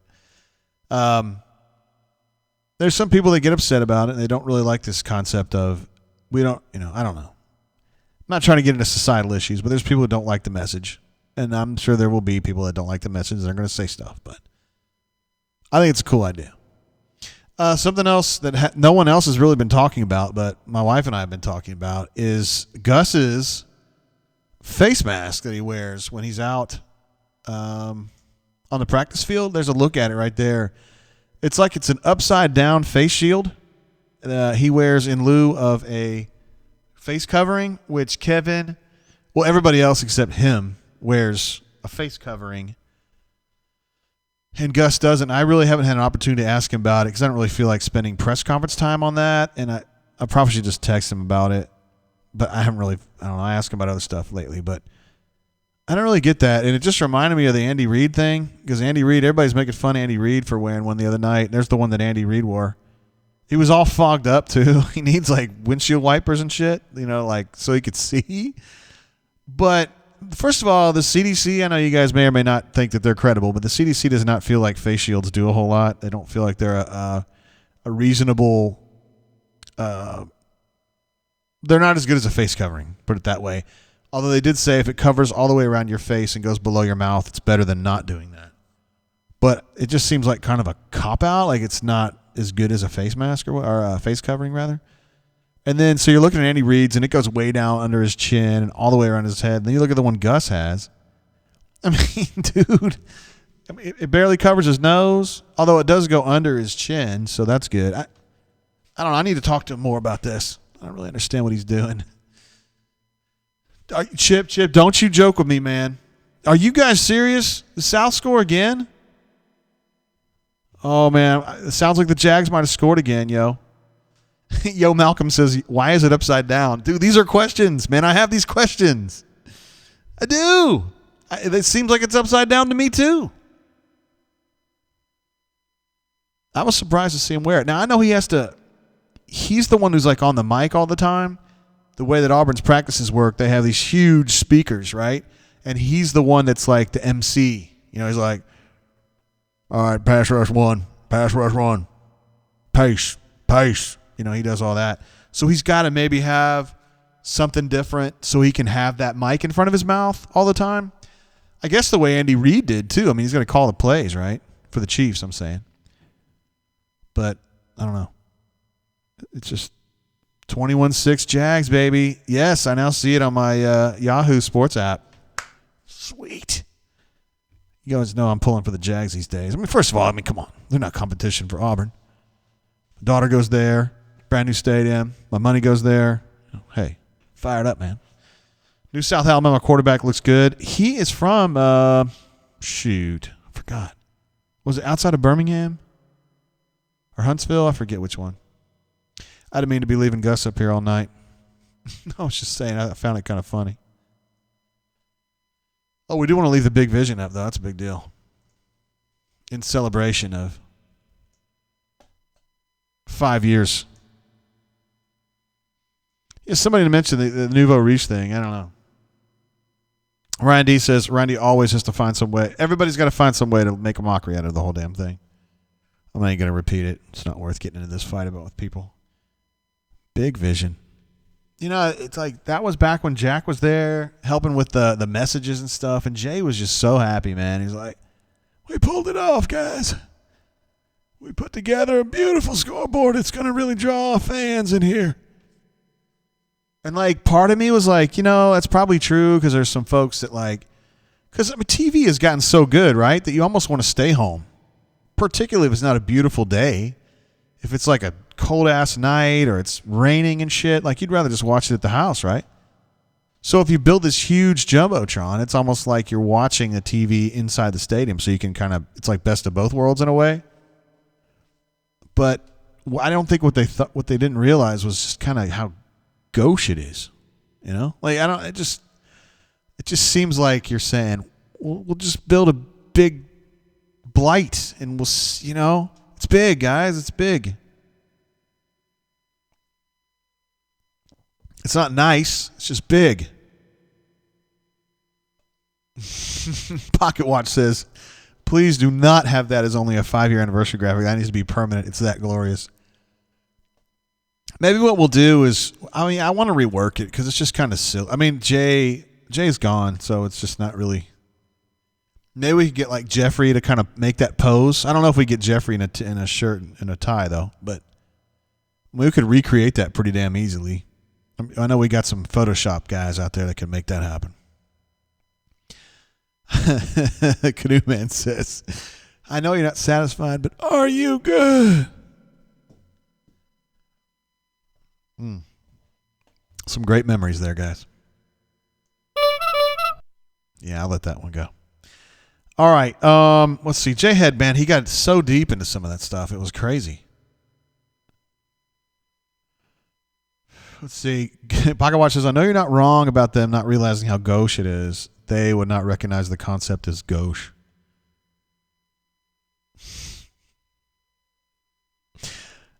Yeah. It just feels very new money, Like you scratch out $15 million, and you're like, we could do a lot of cool shit with that, but we'll just build a big TV, man. And let's spend every last dollar on the TV and spend exactly $0 on the back side of it, which is what everyone sees outside the stadium when they look up at it and say, what the hell is that? And right now there's nothing. It's just like the back of a TV set. And then before that, they had like shower curtains up there. Like really ugly shower curtains. It's strange to me that it happens that way. Hey, caller, welcome to the show. How you doing? What's up, JGT? Word, who I got? How you doing, man? This is Crocodile 22. Hey, Crocky Poo, what up, man? Nothing much. I had to get my call in early today. I heard Papa Bear's calling in. Is he really? He said he was, but okay. I had to make sure you talk about his issue with the brain, him being on the dog vent all the time. Yeah, what is that? This has got to stop. It's got to stop, Joe. And you got to talk to him about it. Why would he be moonlighting as a Georgia fan? Because Georgia fans suck. I think we all know that, right? I don't understand it. So I just had to get my call in before he called in later today. What do you think? It's an issue that's got to be fixed. Crocky Poo, what are your thoughts about Big Vision and the huge the Jumbotron, the 5-time national championship scoreboard? Do you think that's a good thing or a bad thing? Man, when you sit in the student section, you gotta like crane your neck back, and you get like a what do they call it? Like a hitch in your neck after looking up at the plays on there. Mm-hmm. So but if you're not in the student section, it's fine. I love it. Because it's almost like having a TV inside the stadium? Oh, yeah. But it's great if you're not in the student section. Does it bother you that they have nothing on the backside, that it just looks like the back of a TV? Yeah, they need to do something about that. It's too expensive. They got so many designers over there. They changed the logo and stuff. They can do something with the back of that. I forgot about the changed logo, the fat logo that they abandoned, by the way. And then they changed it back. They spent millions of dollars to change that logo and then changed it right back. I know you had a chance to. That call from J-Head, that dude's amazing. Yes, he's like an encyclopedia. He's an encyclopedia of knowledge. Yeah, every call is just 10 out of 10. He's great. Well, there's great people out there. Auburn tends to gravitate toward great people, Yep. And you're one of them too, Crocky Poo. Oh, thanks, JGT. I appreciate it. I did want to call in and tell you I went to the UAB game. So I had experience of COVID life in an arena. So I just wanted to let you know, like, I saw a lot of backlash on national media about, like, people having their face masked down in the stands and stuff. Yeah. And I'm telling you, that's going to happen across the nation because it was so hot and humid.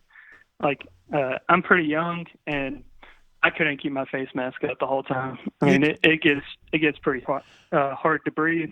But when going to concession stands and stuff like that, everyone was fine, and they were just like sanitation booths, wash your hands and stuff with hand sanitizer. So, I mean, it seemed pretty well run to me.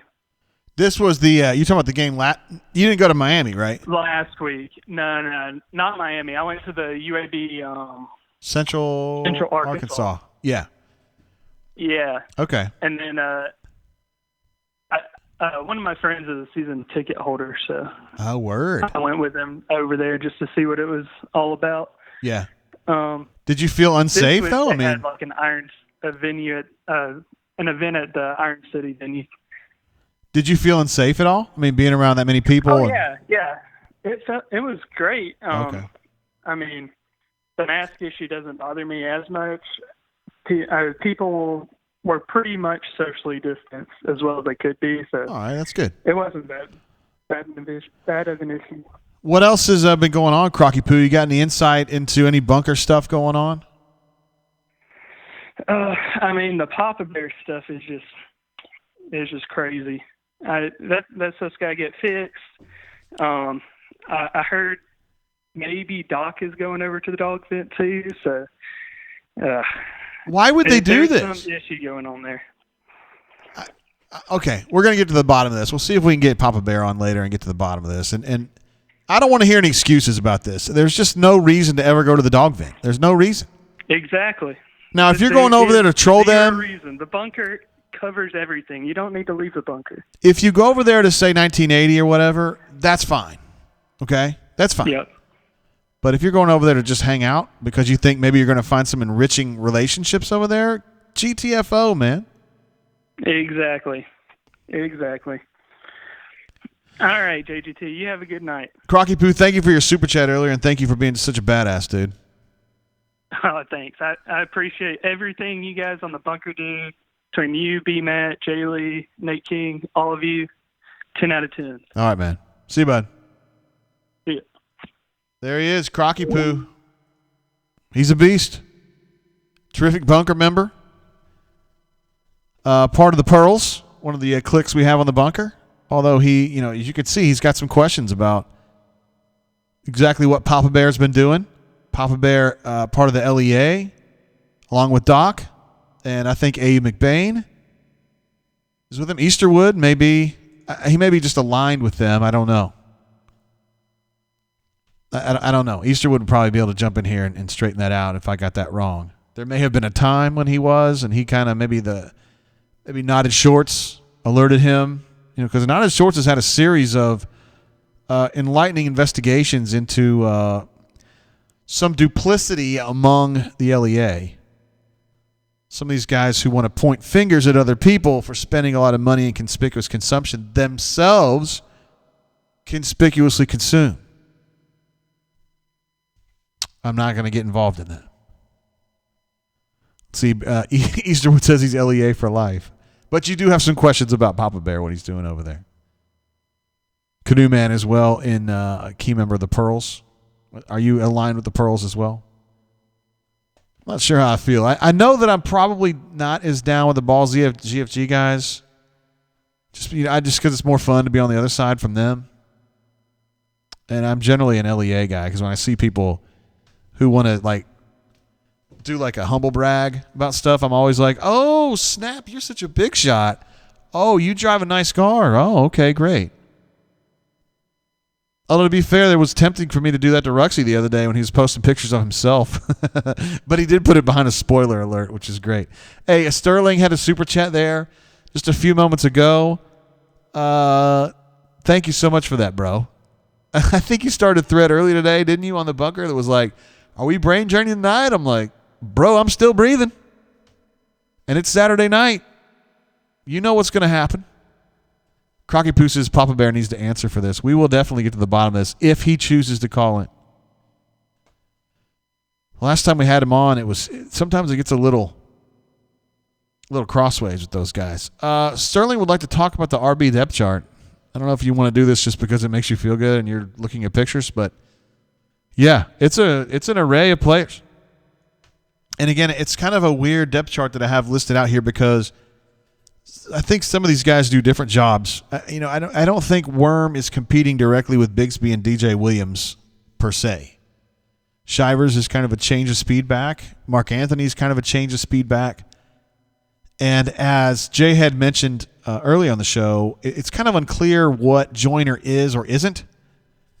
I think first thing he needs to do is get the trust of the coaching staff a little bit more to feel like they can rely on him more and then see what he can do. His hands are outstanding. We know that.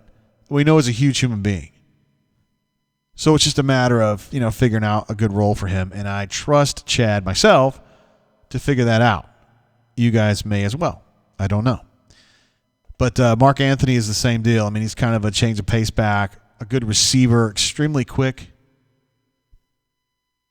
I don't think of him as a guy that's going to be competing with Tank and DJ for number one carries, but they think a lot of him.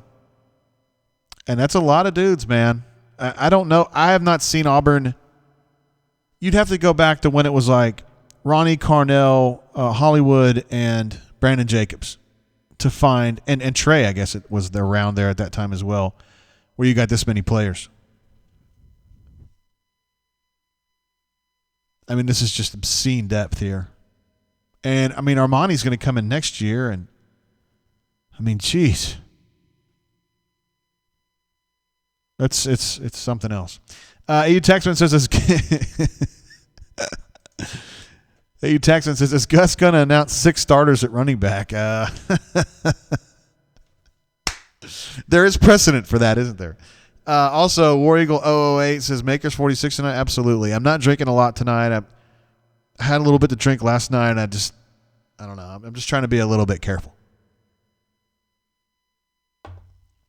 You don't want to drink too much, You want to give your liver a little bit of a break every now and then.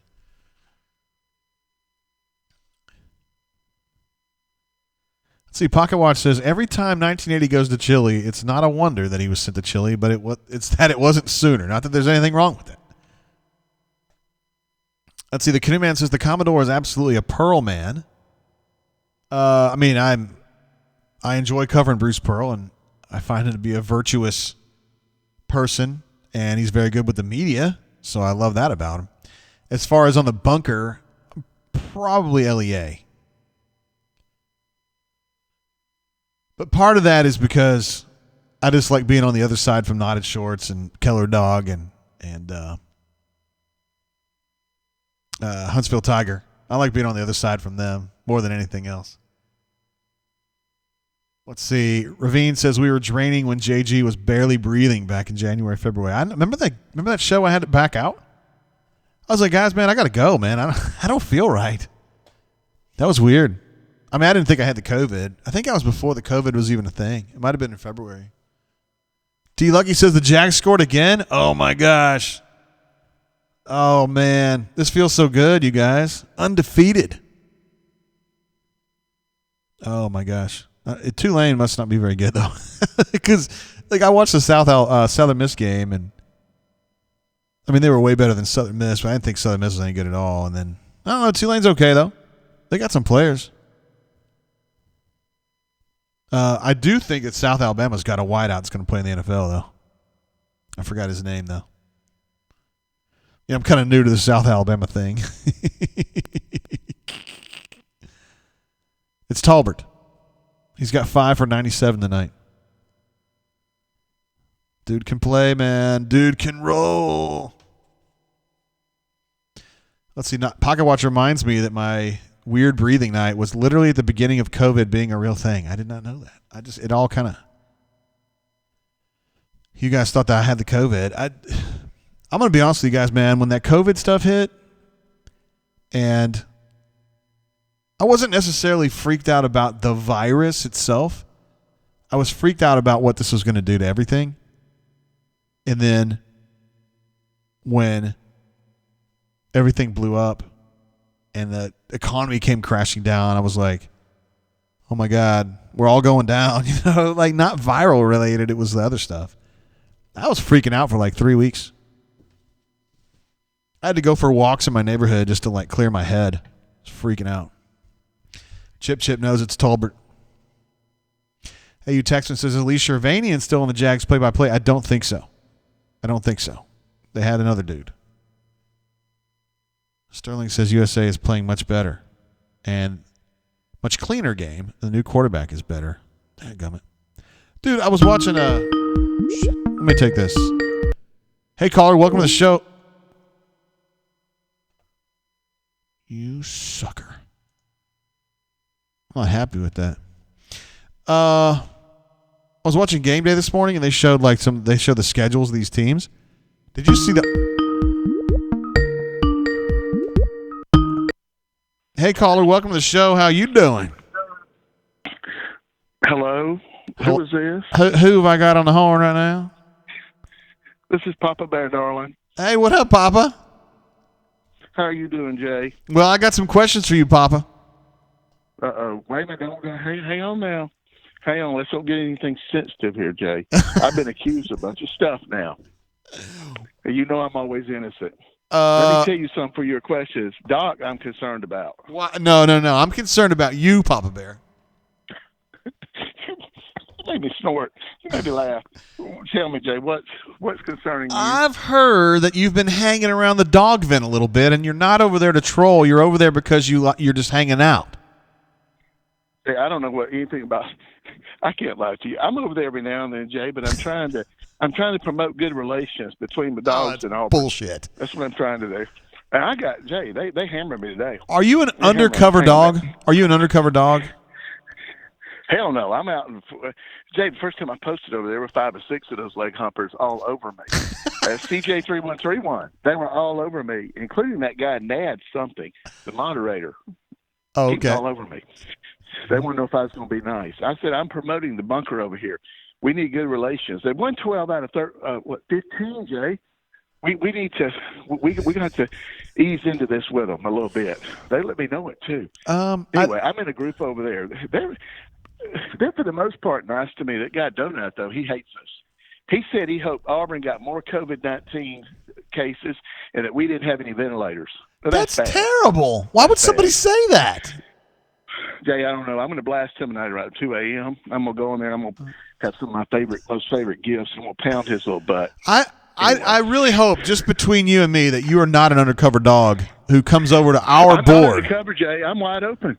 You got rights to go over there, don't you? Don't y'all have passes to go everywhere? Well, yeah, but those guys are my friends. You know, I mean, like you talking I know about. they are, but you come peep over there. Just peep. What am I looking for? I'm not hiding. I don't care about Georgia. Why would I go over there? I don't give a shit. Why do you give a shit? Jay, we got to stop. Jay, we have to stay up to date on them. Why? Who cares? Because I'm helping recruit. I didn't say Nobody cares about Georgia. Nobody. Why do you care about You make me them? laugh. Jay, I got bored on COVID-19 crap. No, you're not. I think that you secretly wish you were a Georgia fan. I really do.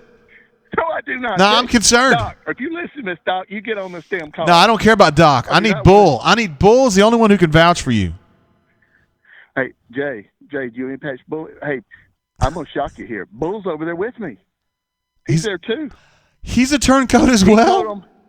He told him that he needed to get a dustbuster on their trophy case because they hadn't had a new trophy there since 1980. He told them that. Oh, why didn't he get banned? He got banned for a day by Dash Riprock. Oh, is that Dasher banned Sure him? did. Oh, man. I think he was banned for a day. Nardarski? What's that guy's name? You said you didn't like. You talking about Roddy? Yeah, him. No, he's a good guy. He's one of the good guys. Jay, let me tell you, they are nice. Well, some aren't. Let me tell you this. Doc, we are concerned about though. We'll get back to this Bulldog stuff in a minute. Doc, I had to wire him money. He made me do Western Union too, the old-fashioned shit. I had to wire him $85. Yeah. For what? He's out. He hasn't been doing any sales. He's out of money. And Henry sent some gift certificates to him. We have to check on Doc. We really do. Hopefully he'll call back. He'll call in. You know. I don't think he is tonight. He said he couldn't pay his cell phone bill. Oh, that's terrible. I got a landline number for him. He's hurting a little bit, Jay. I don't mean to laugh about it. No, it's not funny. It's not funny, Papa. It shows me what kind of a person you are that you would laugh at someone else's misfortune. Listen, I've been getting some complaints. I got gas, Jay. I had a little after there were gas. Hell, I had pork and beans tonight and Vienna sausage. It sounds delicious. The official meal of the LEA. Oh, absolutely, because you guys are just trying to keep it low. I got you. Let me tell you something, though. That Crocky Poo, and he is spreading all this dog shit stuff on me. I have not done anything over there but be just post a few things like, hello, I'm CJ. Man, from the bunker. Crocky. That's all what's going on, Jay. You hear what he's saying about you, Crocky Poo? It's you, buddy. Crocky Poo is over there. He's undercover, I think. Anything? Did you have a chance to listen to the show earlier, Papa? We've been on the air for a little while. No, I haven't. I've been at a birthday party in Athens. I haven't been on the show or anything. So you're in Clark County, Georgia, but you're not a dog fan. Yes. I had to come over for a birthday party. I don't even know these people. They're barking at me, too. I'm off University Boulevard or Avenue or something over here. Oh, damn. I stepped outside a minute. Have you heard? I'm nervous of being around the mall. There's COVID-19 all over this place. Of course. Have you heard from Amanda? And my students, Jay, I teach a business law class over here. My students, I have 23 of them, and 19 are girls, young ladies, and they all got COVID-19, I think. They're coughing and sneezing and stuff, and I tried to do stuff by the internet, but I don't know how to hook up with my class syllabus to get all this stuff going. That's crazy. It's ridiculous. Yeah, then they fire me. I hadn't been here long enough to get benefits, Jay. Hey, some people move down there. Some people have asked me recently if I'd heard from Amanda, if I knew what's going on with Amanda, and I was wondering. Oh my God! Don't bring her up, please. Who? Your puffer can't take it. Her. That was strange. Yeah, it was. She's not back on the calls, is she, or anything? I don't think so. I mean, I don't know if Mutter has come back. Think she's Mutter? Yeah, absolutely. I don't think she's Mutter. I think it's Mutter's girl. Yeah. You think it's Mutter's girl? Well, the girl who called into our show was definitely a girl. Like, that was actually a real girl. So you're positive, and she's Amanda. Well, I mean, I don't know for sure. I wasn't trying to find out, although a lot of bunker people were. I don't know if it was you or not that was trying, but some people were. I don't know how to try. Some people thought they had a shot there. Doc had a thing for her. Yeah, it was a secret. But they were DMing each other night and day. And Rugsy Poo had a thing for her too. Oh, he's down in Gulf Shores right now. He wouldn't admit it, but he did. He had a big thing for her. He went crazy that night, posting all that stuff. Wow. Oh, I do remember that now. Yeah, I was getting over my viral infection when I saw that stuff. He had stuff on there moving. I'm sure glad you guys. Body part. I'm glad you guys leave alone the regular bunker girls though, like, you know, original AU girl. I love all them. Yeah, she's my friend. Yeah, she's great. We never mess with her. She's off limits. Her and Griffa. I can't pronounce. Griffa. She's living with that Atmore guy. That's her significant other. And who else? Midnight Tulips. Midnight Tulips hasn't been on there lately. Gonig Buck. Tiger Girl scares the pee out of me. Tiger Girl's scary. You got to watch her. She pops up and just says things out of the blue, like being in the cockpit. She's having needs of pleasuring herself, and she scares me. She'll come up with stuff like that, Jay. Make me run. She does say some stuff, absolutely. And J-Bell's a formidable poster as well. So. She very much is. Jay, she intimidates me. Which one? She really does. She scares me a little bit. J-Bell or Tiger Girl? No, she's J-Bell's Tiger Girl 2008. She's just terrifying. There's things she pops out. Makes me fall out of my chair. Oh, that's too bad. Sometimes spit up. We don't want you to How have you been doing? We don't want it to affect your puffer, Big Daddy. No, Jay, I got asthma. I have to have two puffers around me at all times, and my 16-year-old perverted kid, teen, he hides those things sometimes as a joke. He's on the bunker too. I just don't know his handle. Yeah, He's one of your members. It's 2 weeks to go until the season opener, sir. Are you pretty fired up? Yeah, I'm fired up about it. I hope we're going to be okay. I'm more fired up about the second game. We're going to win the first one, probably about 10 points. And then we're going to have to go into Athens, where Gus hasn't coached us to a second-half score of any kind, I don't think. And are you going to be pulling for the Dogs or the Tigers? No, Jay, I was born in Auburn, Opelika, Lee County. Jay, I'm all Auburn. My God, this Crocky Poo is spreading this shit because he knows I know who he is over there. He's Big Hairy Dog 1. That's his handle, Big Hairy Dog 1. Oh, don't out people. Don't do that. He's over there attacking me and stuff, and he tags me and gets Crocky Poo's Big Hairy Dog 1. Canoe Man knows he is. Those two are tight. See, they're in the pearls. Oh, wow. Canoe Man and Strutzman and Alpha. Oh, Alpha Tiger, yeah. Oh, they wouldn't let Petey in. I had to ban Alpha Tiger today. I had to ban him. It hurt me, but I had to do it. Oh, he posted something about the ladies. I don't. Yeah, it was a picture of JFK JFK having been shot. Yeah, it was too much. Too much. Ouch. He's probably listening right now. Yeah, I got him set up at Beaver Toyota in Cumming tomorrow. Oh, cool. He's going to get him a Tundra. So I set him up at the Toyota place. It's Cumming, Georgia. We got Beaver Toyota here, Jay. Sweet. That sounds now, delicious. I know you like the place in Auburn, but we like Beaver here. I love Toyotas, though. Too. Toyota's a winner. Do you like Beaver? Have you ever heard of Beaver Toyota? I like Beaver, too. Yeah, no doubt about it. We got that in common. Doc loves Beaver. Doc goes either way, but he loves Beaver. Of course he does. He wants me to set him up, too. Now, how's your daughter doing down at USA? Having the time of her life, brother. Absolutely having the time of her life. The game? Aren't they playing Tulane tonight? Yeah, they're playing at home, but she didn't get tickets, so she's on campus, but she's not at the game. They're watching it. So will they let you into the Auburn game? Kentucky? I'm probably not going to go because I'm going to be doing the show, but they're going to let Brian in. Were you going to do this show during the game? I'm going to probably do this show before the game, during the game, and after the game. Wow. You the man, Jay. We kick off at 11 a.m. your time, I think. Well, yeah. I opted out. I'm not going to anything this year. I may go to the Georgia game. We got friends that go. I'm joking, Jay. I was going to say, here we go, man. No, I was going to walk into that. No. Well, I actually do have a way to get in if I want to get in, but I'm not sure I want to go over there. Doc is sure we're going to beat them 16-13, but I don't know about that. I hope we do. It's been a while since Auburn's won over there. All right, listen. 2005, I was there. Me too. Katie ran all over them. Yeah, it was good. Yeah, and that 4th and 13 where Brandon stepped back, and you couldn't hear in there. It's the last I've heard that place, at least up to that time. And I've been going there since 1967. You talking about the Georgia games? But, yeah. Yeah, every Auburn game. No, I meant the Georgia home games. All of them. Yes. Every year. Auburn games at Jordan-Hare East.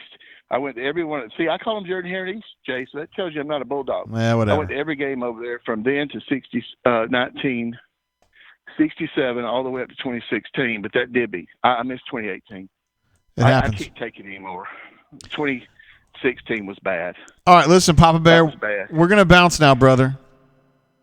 I know you got to run. I just wanted to say hello to you, and I love my bunker family. And I'm not a Georgia Bulldog, so you make that clear, Jay. You're asking a good question. You sound like a lawyer, but I'm not. Crocky Poo is stirring this crap up, and he knows he is. All right. Big Hairy Dog 1. All right, Jay. You have a good one. See you, Papa Bear. Bye-bye, brother. Bye-bye. There he goes, Papa Bear, claiming to be full-blooded Auburn fan, not a Georgia Bulldog fan. Against what Crocky Poo did not actually make that accusation, but he's been hinting at it. We got a super chat coming through from our man, the most consistent super chatter of all time, StewPup74. Says, just got out of quarantine today. Found out Tuesday my family might have been exposed, but the dude who we thought exposed us tested negative. So as it turns out, everything's good. I'm glad to hear that, StewPup. Quarantine stinks. I have not been in it myself. My daughter was, and she hated that. She was mad as a hornet. I do want to try to get Jay Lee on the horn before he goes to bed. Even at this late, I don't know if we're going to be able to get him. Someone did mention that we got the call sounds back. Yeah, I had to rework how we do the Skype audio, and we've gotten the rings back, which I'm really glad. I'm so glad that you guys can hear that stuff because I think it adds something to it.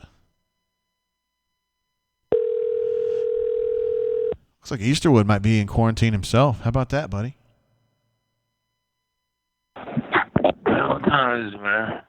Is this Jeffrey Lee? Yeah, man. Listen, man, that story you wrote about peaches back in the day was bullshit, man. You shouldn't do that. What's your problem, man? You're terrible. Oh. Ronnie Sanders ought to fire your ass right now. Who? What up, Jay Lee? Who is this? Oh, hey. How you doing, brother? Man, I'm fantastic. We had a 30-minute conversation with Jay ahead earlier. Is that right? It was unbelievable. I mean, the guy's just like an encyclopedia, man.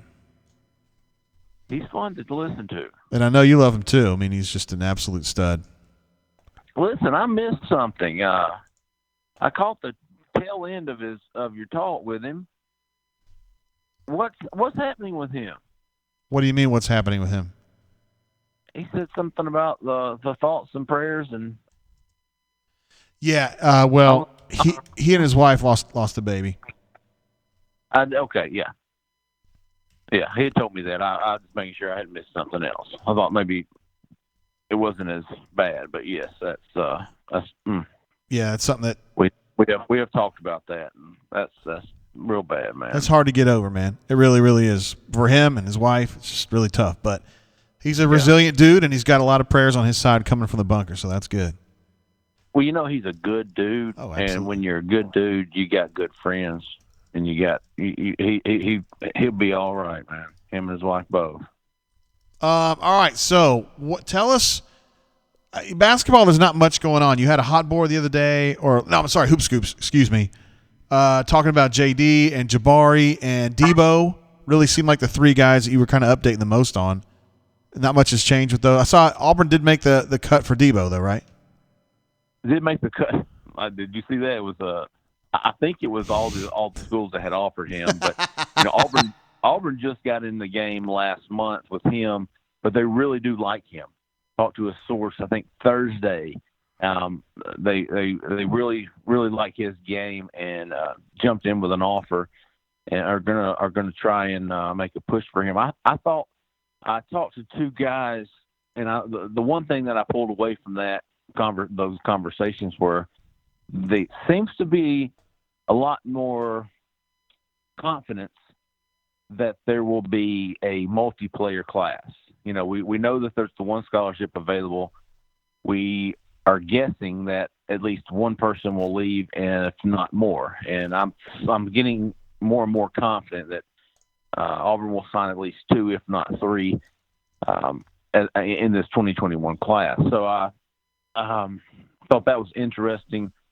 I thought J.D. Davison talked to somebody close to his recruitment, kind of find out, get a gauge on what they're hearing. And, some people have gone back and forth with Auburn, LSU.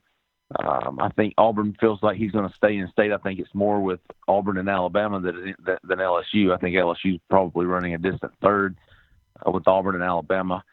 But, Wes Flanagan's working that one real hard. He's got good relationships with I think he speaks more with the family than he does with JD. JD is, as we've come to learn over the last, 4 years that I've been covering his recruitment since he came to like an 8th grade camp at Auburn. He doesn't do a lot of interviews. So a real good relationship with the family. JD is in South Carolina this weekend playing AAU circuit. The Summer Jam. Summer Jam. Auburn's watching him on live stream, and I think Auburn feels like he could be closer to the decision than most think. I think Cook had asked last week what was the time frame for his decision, and it looks more and more likely that it could be in October. Damn.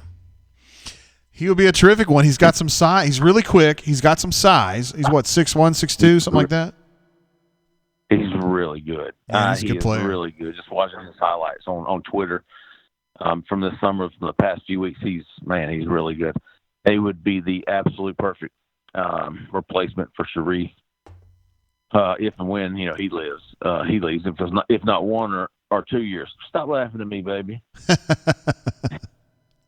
he lives. Did I say if he lives? Yeah. It's when he leaves. After the first year is what I was trying to get to. One year, one and done. If he's one and done. Yeah. All Jabari right. Smith. A lot of unknowns about his recruitment. No timeline, no time frame. Ira Bowman continues to work him and his father hard. Of course, a lot of people do too. Tennessee, Auburn, Georgia. I think Georgia's probably going to be the team to beat. I think Auburn, Georgia. There's another one. I can't remember. LSU, of course, where his father played. Yes. In Tennessee, those are going to be the four main schools for him, or at least Auburn feels like that, and be a really good one to get. Auburn's been working him for a long time. I remember him coming to a camp a couple of years ago. So those two guys easily the top of the board in basketball. Then you've got Debo, you've got Nassim Poplar from Philadelphia. Ira Bowman's still working him. And then 2022 kid, Brandon Huntley. Is that right? I don't know. There's 2 or 3 names. But anyways, the kid, Brandon Hartley, how I know him. 2022 kid, Auburn's Wes Flanagan is recruiting him, 5-star kid from can't remember. Anyways, they don't I think his mom, some of his family members would prefer him to move to 2021, and I think he would rather chill and finish out high school 2022, but no rush on his recruitment. He's not going to do anything until January, but Auburn definitely is a factor for him as well. Damn, I didn't realize Jabari Smith was the son of Jabari Smith, like the LSU center. Crazy. I mean, I covered him. Did you really? Well, yeah. I mean, he played at LSU like 99, 2000, right when Chris Porter and the Auburn team was doing really well, and he was caught in that same sting that was getting some of the other players. Interesting. And here's the thing. So LSU's a player for J.D. Davidson. LSU's obviously a player for Jabari Smith. But man, how is Bill Wade? I don't understand it. Why are they not busted? Why weren't they busted 6 months ago? It makes no sense to me. I don't understand it. They must have pictures on Emmert or something. I mean, it's gotten to the point where the big dogs can just, throw up their middle finger at the NCAA and say, "Come get us," and just basically ignore the NCAA. You see what Auburn does. They bow down and everything's worked out in the favor. Don't get me wrong. Rich McGlynn knows what he's doing. But man, some of these schools are just very brazen with their responses or inactions to the NCAA. LSU being at the forefront. Man, they're going to get in with all these great basketball recruits, and are they going to avoid penalty? We'll worry about that some other time. I think the first thing to do though is fire the you got to get rid of Will Wade. You would think so, yeah. Imagine Bruce Pearl on tape saying "strong ass offer." We made him a strong ass offer. Yeah, that'd be it. Something else came to serve. Anyways, yeah. Something else came up. I don't think the NCAA likes Will Wade either. But I don't. Somehow you're right. He just skates. When I know some other people would be getting their ass beat. You're right about that. Got to be some really good attorneys involved. Hell yes. Jay Lee, you're an absolute badass, in my opinion. Now, I'm not just talking about your wing eating ability. I'm just talking about you keeping up on stuff. My weenie. Wing eating, bro. Wing eating. Oh. Yes. I was about to say, you weren't supposed to say that out loud. Hey, were you fixing to go to bed? I'm in the bed. 9:15? I've been in the bed since 9 o'clock. I got forensic files on. Got to put me God, jeez. What? Come on, man. Now, to be fair, I was sitting out on the front porch in my rocking chair drinking moonshine, waiting for the sun to roll in. I forgot to play your official sound. There you go. Yeah, I love it. Bow to your sensei, baby. I love it. All right, well, continue on with your night with the forensic files. Yeah, sure will, man. Hanging out with your gal. I am. We only get a couple of weekends together, so we're enjoying one. All right, great. That sounds awesome. Hope you guys have a great time. Hey, make sure you tell Courtney I said hello. Okay, I'll do that. See you, brother. Okay, cool. Later, Ray. Bye. There he goes, Jeffrey Lee. Jeffrey Lee. There he is. Ed D says Price is Right music. Canoeman says going to say he absolutely is in the bed. Can hear it in his BMAT voice. Oh, BMAT. Oh, man. Love calling BMAT. All right, so it looks like in the South Alabama game, the Jags are up 9. Nope, they're up 11. End of the third quarter. Tulane is now in the red zone. Looks like it's going to be a white-knuckle game. We're going to have to worry about this. Great. I thought they were going to beat their butt. I should know better. All right. Let's see what we got here. Jay Lee. Talking about those basketball recruits. Had no idea Jabari Smith is the son of Jabari Smith. From Tyrone, Georgia, Sandy Creek High School. Jabari played at LSU when Auburn was so good with Cliff Ellis. It was him and Stromile. And everybody was like losing their mind over some this, that, and the other thing. But, yeah, I'm not going to get it. It's old news. LSU skated again. Let's see. Ed D says, are there any concerns of special teams this year? I don't think so, unless you want to consider the kicker. I mean, I'm not the world's biggest fan on Anders. I mean, not that he's not a bad guy or anything. I'm just saying kicking-wise, to this point, he hasn't been anywhere close to his brother.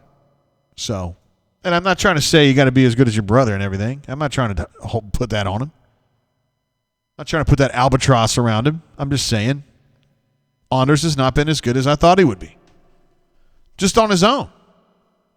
Being a high-profile recruit. I mean, a high-profile kicker. He just misses too many. Some of it's on Gus, because I think Gus trotted him out there, kicked some kicks that he couldn't do. But I think he should hit more. I know you guys agree with me. AU Taxman says, nothing is mesmerizing as a Forensic Files marathon. If you turn it on, you will not stop watching. Yeah, I got to believe there's more to it than that. I got to believe there's something that could get you a little bit more fired up than that. Also, I don't know how if you no, Chip. Say it ain't so, brother. He says Tulane has scored a touchdown. This is terrible news, guys. Shoot. This means the Jags lead's probably going to go down to 4. Things like that happen. We were kind of grilling Papa Bear about his alleged allegiance to the Bulldogs. He admitted to the fact that he goes over on the dog vent and posts, and it doesn't sound like he is over there to strictly troll, because if you do that, either Roddy or AD will kick your ass out. So he's probably over there. You know, his argument would be, that he's fraternizing with the enemy. Although we have some concerns that he might be fraternizing with his friends, his compatriots. 2-point conversion fails. So the Jags maintain a 5-point lead early in the fourth quarter. Let's sweat this one out, guys. All right. What else did we have to talk about? Basketball was trying to get into some practices the other day, and they're still not going to let that happen just yet. You know, I don't want to put anybody in danger. But the way their practice facility is, there's a way you could watch practice from behind, like glass. And at that point, you know it'd be safe. But we're not quite there yet. I know BP would help us when he can. Canoeman says, are we the enemy? In a reference to Papa Bear. I mean, that I asked him the question. This is a great question right here, too. Pocket Watch says, Commodore, do you not have a setup at Bunker International Headquarters where you can watch a game on a TV? Because you really need that come 2 weeks from today. That's a great point. I do not. When we set up this programming facility, I didn't need a TV at the time. And now I kind of do. And I've got a cable outlet, but it's up on top of that wall over there. It's made for like an overhead TV, I guess. And I don't really want to do that. I don't want to keep looking over here to watch TV. I'd rather my TV be like right here. I don't really have a way to do that. So I don't really know what I'm going to do. Administrative assistant and I have talked about that. I don't know. But we're going to figure something out. At worst case scenario is I'm going to stream it just, on a TV right here or something.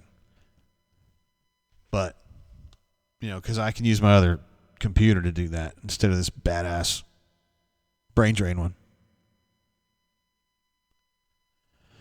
But no, I don't have a solution to that just yet. Sometimes you just kind of have to fly on the seat of your pants, fellas. I'm just telling you.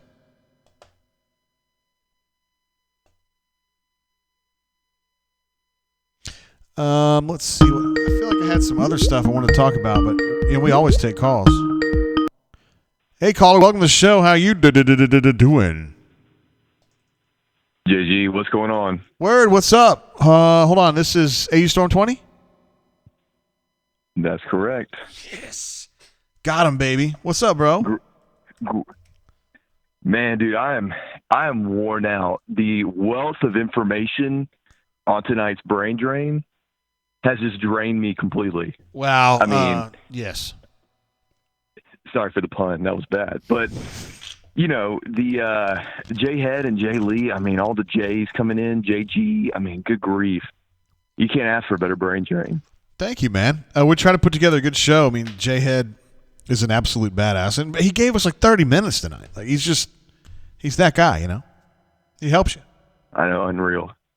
I was I'm hanging out with my brother this weekend up in Nashville, and we both been members of the bunker for a while and stuff, and he had started watching the brain drain when it first started coming out, kind of around the Ole Miss time, and then also a couple of basketball episodes, but he hasn't been watching it recently, and he was like, "Oh, you're still watching that and calling in and stuff?" I'm like, "Yeah, absolutely." Oh, yeah.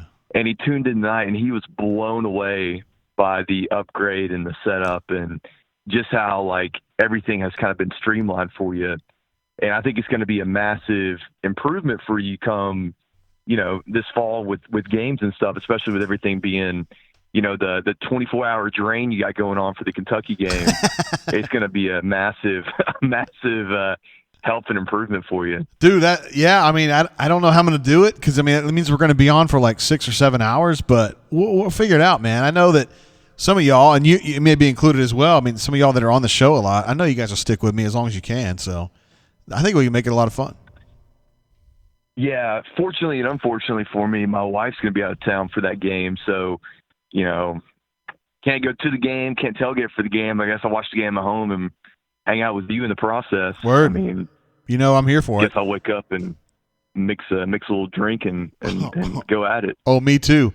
Hey, I'm glad to see you with your handle back. You had a very clever handle that you had switched to, and now you're back to AU Storm 20, which is good. I think people know you that way, Yeah, I didn't feel comfortable with that. It was like, you typically have a style that you wear, and then you try to change styles, and then all of a sudden I just didn't feel right. And my YouTube, whatever I go onto the brain drain was different than what was on the bunker. I'm like, it just doesn't feel right. So I just had to go back to where I knew I belonged. So yeah, you definitely belong. You're a great caller, man. I don't know why you would ever change it. I supported you when you did it, but I mean, I didn't know why you would want to. Yeah, I know. It was just in the moment, and it was funny, and I thought it was clever, like you said. It was clever. Then, I just didn't feel wrapped into that identity, and I was like, I need to go back to just who I am, and I came back home like the prodigal son. So, well, we're glad to have you back on this handle. Yeah, what's going on? Yeah, absolutely, man. I just, like I said, this has just been a great brain drain. I just had to call and comment on that. One thing Jay Head was kind of talking about the running back situation. Do you really think that Sean is going to get the bulk of the carries? No. I mean, it's hard for me to see that, and just knowing what type of running back he's been for us, and just how short and choppy his steps are. And yeah, I know, he ran over Xavier McKinney, but I just have a feeling it's going to be one of those where he gets the first carry or two, and then he doesn't get another one for the next 15 to 20. I just don't know what that's going to look like. It's just going to be curious to me to see how we handle the 5 running back situation and the scenarios of it, and trying to keep all of them happy, because they all, in all their rights, and deservedly so, they all deserve carries. They're not, your fifth string running back, Harold Joyner, if he is that, would play at most schools, and so I would think that he would also deserve some touches, whether it's on third down or throughout the game, whoever gets hot. So it's going to be interesting to see what actually happens with those guys. And, Gus in the past has always rode 1 or 2 guys. So is it really going to be a Chad Morris thing where he's like, hey, we need to mix these guys in and have different packages for them and, see what works? Or is it just, we're going to stick with one or 2 guys, and then, the other guys get 1 or 2 plays a game? I'm just curious to see how that's all going to work out. Especially in the past with Sean Shivers, when he got in the game, like it is with most of our running backs, what plays it's going to be whenever they're not, running the ball every single play.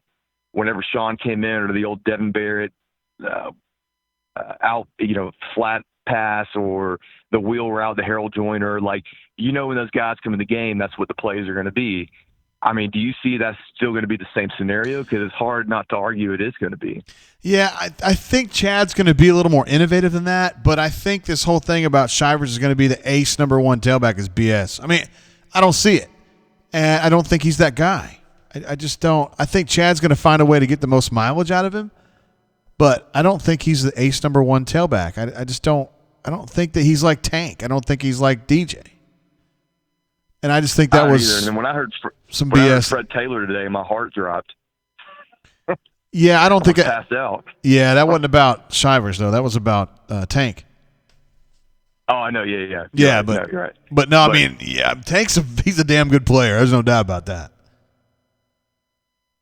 And we can't also too. You don't have Alcorn State or Tulane or anybody else to go in there and plug in a couple guys to get them some carries.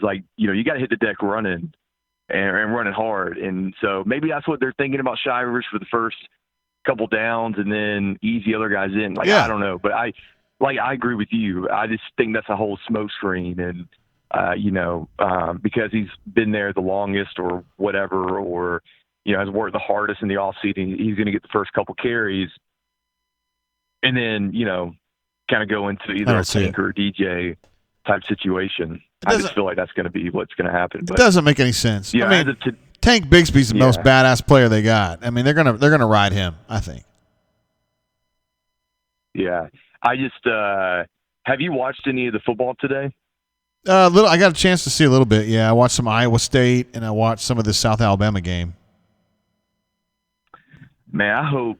And I know it's the first game and it's just a different scenario, but I hope the product on the field gets better. And a little bit better, yeah. With the teams that are playing in the conferences, but it's just some of the play today just looked slow, and it looked sloppy and undisciplined, and I also feel too that it's just because of just the whole scenario with the no fans, and Iowa State had their whole band across the whole lower bowl, and it was a hilarious scene for me. Florida State had the holes in their masks to play their instruments, which was just a ridiculous scene. Yeah. But I think it's going to be interesting to see what the play in the SEC looks like when we first come out and start playing, and I just feel like the SEC product is going to be just, so much better than the ACC, the Big 12, those conferences, because Georgia Tech and Florida State looked horrendous. I know. All night. And I think for the first, if you're a betting man, I think the first 2 or 3 weeks of the season when the SEC does start, you got to be thinking underdog, because the underdogs look like they've been doing pretty well today. It's so ragged, like you mentioned. The product is not awesome right now. Yeah, it's just a weird. I got fired up for the first couple games, and then as the day went on, it was just weird. Like, especially with the reports of the Clemson players being out with COVID things. I'm like, wow, this is the norm of, like, you think you know who's going to play, and then the morning of the game, oh, this starter, this star player is out because they've been exposed or whatever. You're going to be, especially for if you're a fan of a big team like Auburn or anybody like that, like, and you're in the playoff hunt, every game literally can be decided right before kickoff with someone getting sick or anything like that. And totally the game plan is either changed or anything like that. I think you mentioned on the rundown the other day, like Grant Loy is one positive test away from being the starting quarterback. And that is just a wild thought to me. Or Court Sandberg, it's, and I know you get that with injuries, but it's just going to be crazy. You're literally going to be on pins and needles all week, hoping that everybody passed their test, or whatever that's going to look like. It's 3 per week. Weird. 3 tests a week now, beginning tomorrow. So that's crazy. And I don't know with those rapid testing, like how, and they've gotten more accurate over the past couple months, but the NFL had a whole thing with a couple of their teams where, like, the test came back positive and they're like, wait, no, sorry, that was actually false. Yeah. I know, man. It's an imperfect thing, but it's the best they got right now.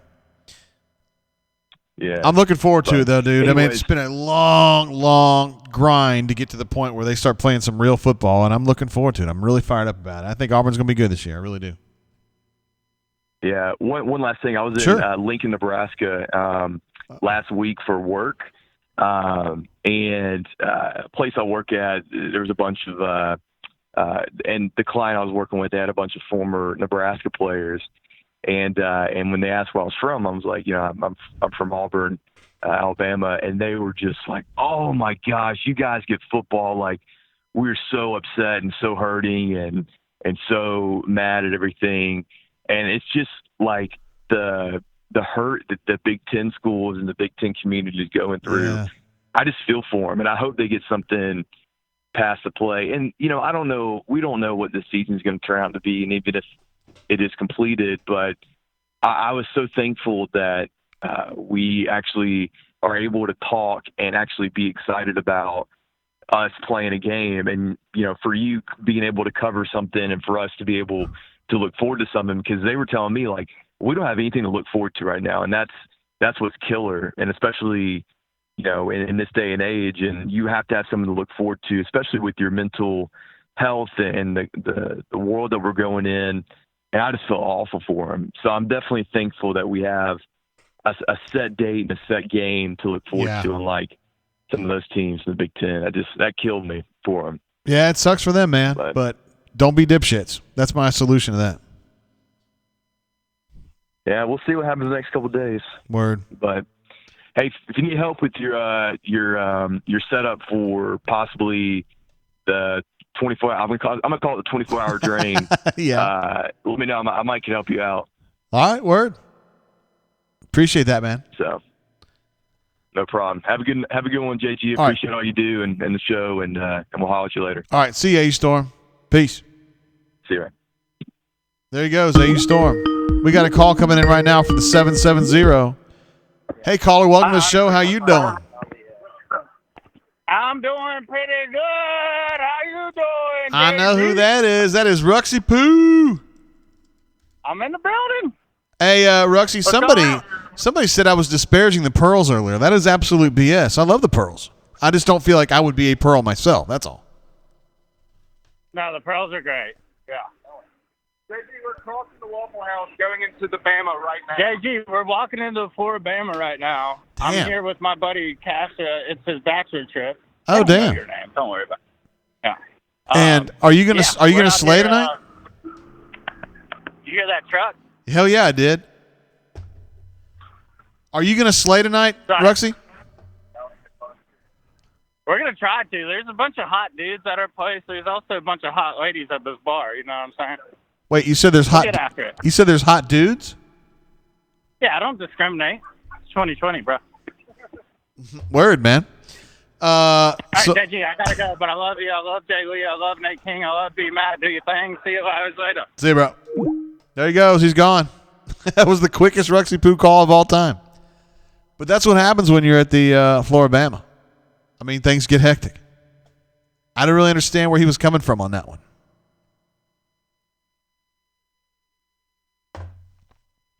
But that's okay. We'll add him to the list. J-Head, Crocky Poo, Papa Bear, AU Storm 20, and Ruxy Poo have called in tonight. I saw Power Man had jumped into the chat. I didn't know if that was Power Man Jr. or if it was actual Power Man. Or it could be both. Hey, caller, welcome to the show. How you doing? What's up, JG? Hey, what up, man? Nothing much. Our Jags are having some trouble right now, brother. Little bit. Deep in their own territory. Need a first down. Big time. How you been, brother? How was your week? Good week. Nice, quiet. Can't complain. What about yours? That's the best kind of Better week. than a couple weeks ago? Oh, hell yeah, man. I needed a week off from the bunker, but then I had a week back, and I just don't get as deep into it, D-Lucky. I just kind of let people fight, and I don't try to get involved too much. If I see stuff that's really bad, I either delete it or I redirect it. But I'm my days of reading every single post are over. I can't do it. Yeah, I'm with you. I've been less deep in the threads myself. Probably did a cursory look at maybe 4 or 5 this week, and then kept it moving. He said, "Yeah, moving on." Yep. Not gonna invest the time in that. So yeah. We're close to football, though, so hopefully it'll get better soon. 2 weeks away, man, and we're going to be doing like basically an all-day brain drain. I'll see how long I can last, bro. I saw that. I'm all in on that. Appreciate that, man. My poor wife and family, they know that it's football season.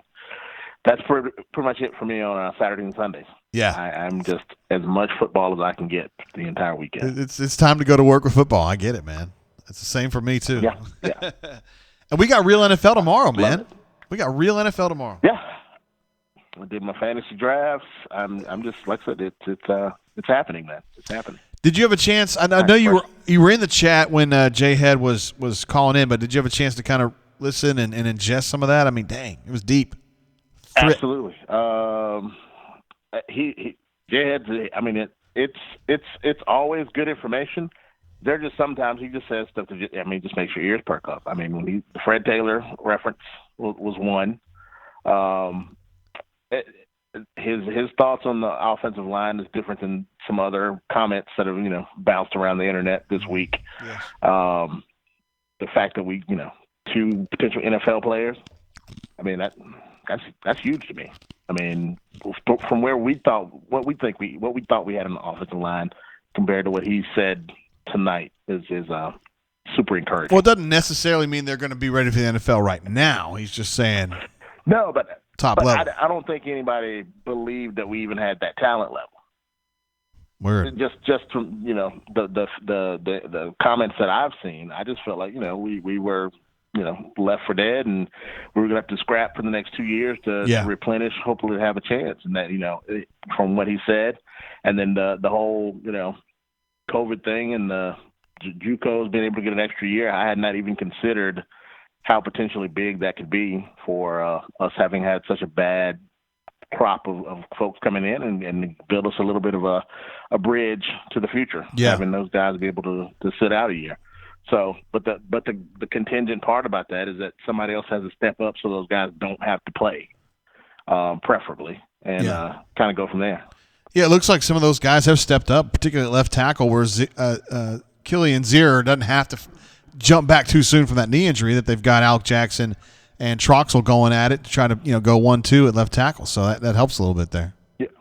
Yeah. I mean, that was actually the biggest hole that we felt we had, and we didn't know if we had anybody that could play over there. And it sounds like we might have 2 that could be serviceable without it being the JUCO that we thought was going to be the one. And then he gets his knee injury, and it's like, we're in a world of hurt. Yeah.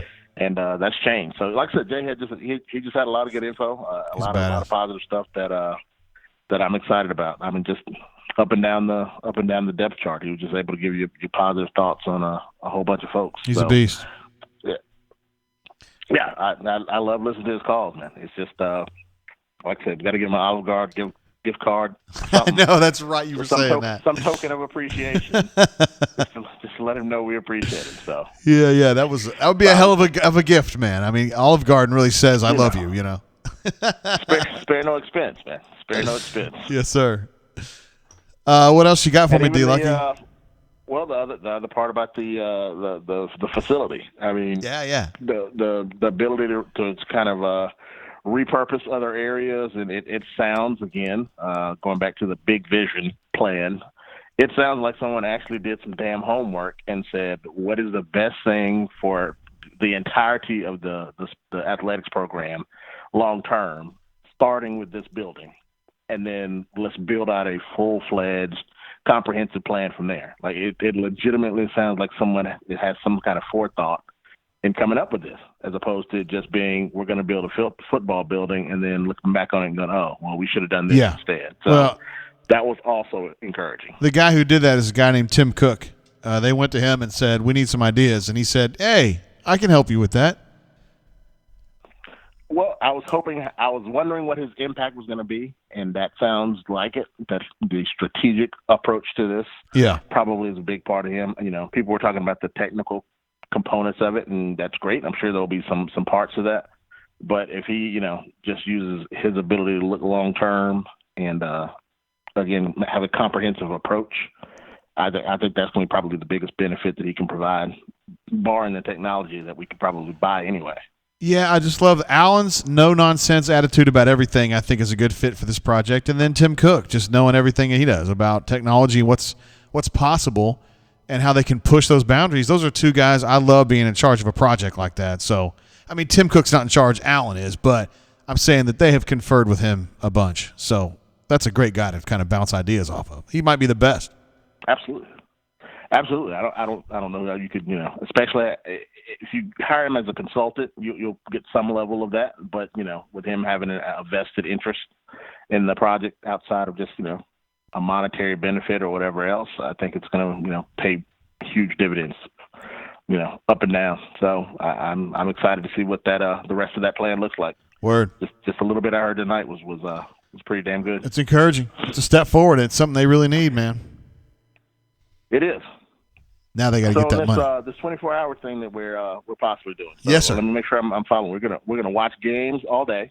We're gonna chat and take calls or no calls. No. So my thought was we'd do a pregame or we would talk about the game, and I definitely want to get Hunter and Madimer on the horn, our offensive defensive geniuses, and they could talk about what they could see. Then we watch the game together, and then when the game's over, we take calls, we talk to Hunter and Madimer again, and then we check in with BMAT from the stadium and that kind of a thing. We just keep it going the whole damn day. That sounds perfect. I mean, I don't know if it's going to work during the game, but we're going to give it a shot and see how it works. And if it doesn't work, then we'll change it for the next game. It's fine. We'll figure it out. Yeah, we're adaptable. I mean, COVID has taught us nothing else. We'll figure it out as we go along. So yeah. I'm in. Count me in. Whatever I can contribute, let me know. That's what I love to hear, D. Lucky. That's why you're a badass. Well, like I said, I always appreciate you doing this, and I'm looking forward to that one even more. Probably that sounds like an awesome Saturday. Word. So especially for those of us who have no plans of physically going to games, that's pretty damn immersive approach to watching. So I'll take all of that. Well, thank you for the call, and thank you for the super chat, and just thank you for always being here, part of the show. You're always so positive, and we love it, man. Yeah, man. Appreciate you as always. Y'all stay safe. All right. Peace. Be good. There he is, D. Lucky. No doubt, first ballot Brain Drain Hall of Famer. Absolute badass. Now, Ed D's suggestion is also a good one. He says pregame, halftime, and postgame. I mean, that was my first thought, but after I was talking with McCready, McCready's going to go full game. And I thought, man, if McCready could go full game, then I can do it. Trying to keep an eye on this South Alabama game. It looks like it's still 24-19. Time starting to run down in the fourth. Looks like this is going to be a big drive for Tulane here, so we'll see what we can do. So I don't know.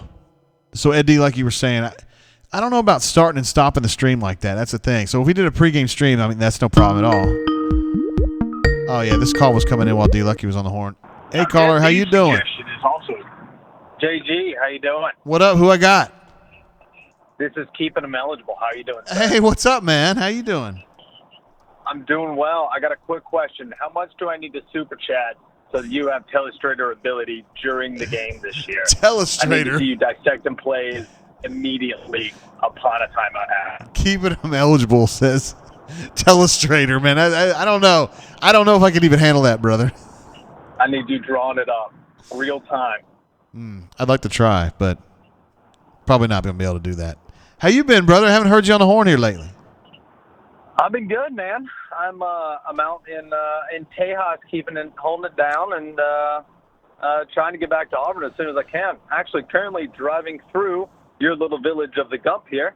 Hey, welcome. You got some nice interstates, I guess.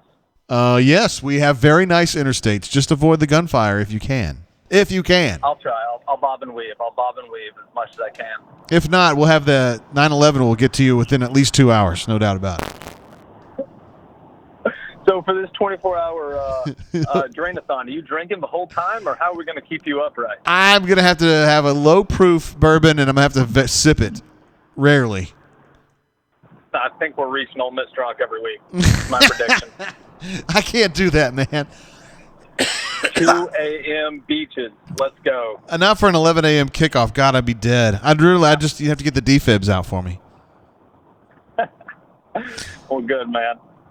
Well, we That's want all you. I had. I want to see you line it up real time in between timeouts. All right. That'd be electric to hold a call in the middle of the game. Well, we're gonna try it. We're gonna try it and see what happens. We'll modify it if we have to. We'll just figure it out. Yeah. All right, brother. Hey, take it easy. See you, man. Bye now. There he goes. Keeping him eligible, jumping in. Let's see. It's his first call into the show since looks like last November. Glad to have him though. Good poster. Good poster. Good caller. Canoe Man thinks that Ole Miss drunk is going to be tame compared to what's going to happen for the Kentucky game. Guys, come on, man. I still got a show to put out, man. I can't get Ole Miss drunk. Come on now. Oh no, I see that Tulane is driving now. Oh my gosh, no. Tulane is driving. 3:57 to go. I'm so nervous. I can't even watch this game. I don't want to watch this game.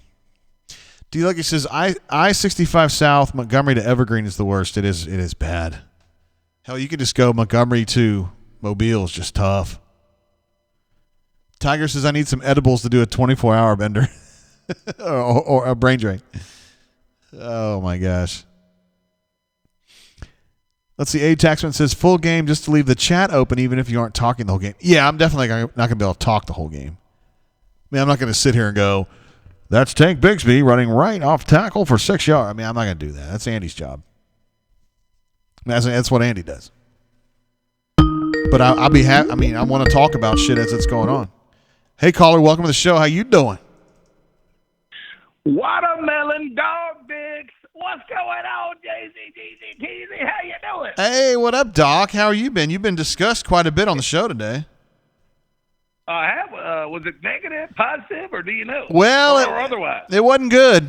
It wasn't good. It sounded like you might be a Georgia fan. Are you kidding me?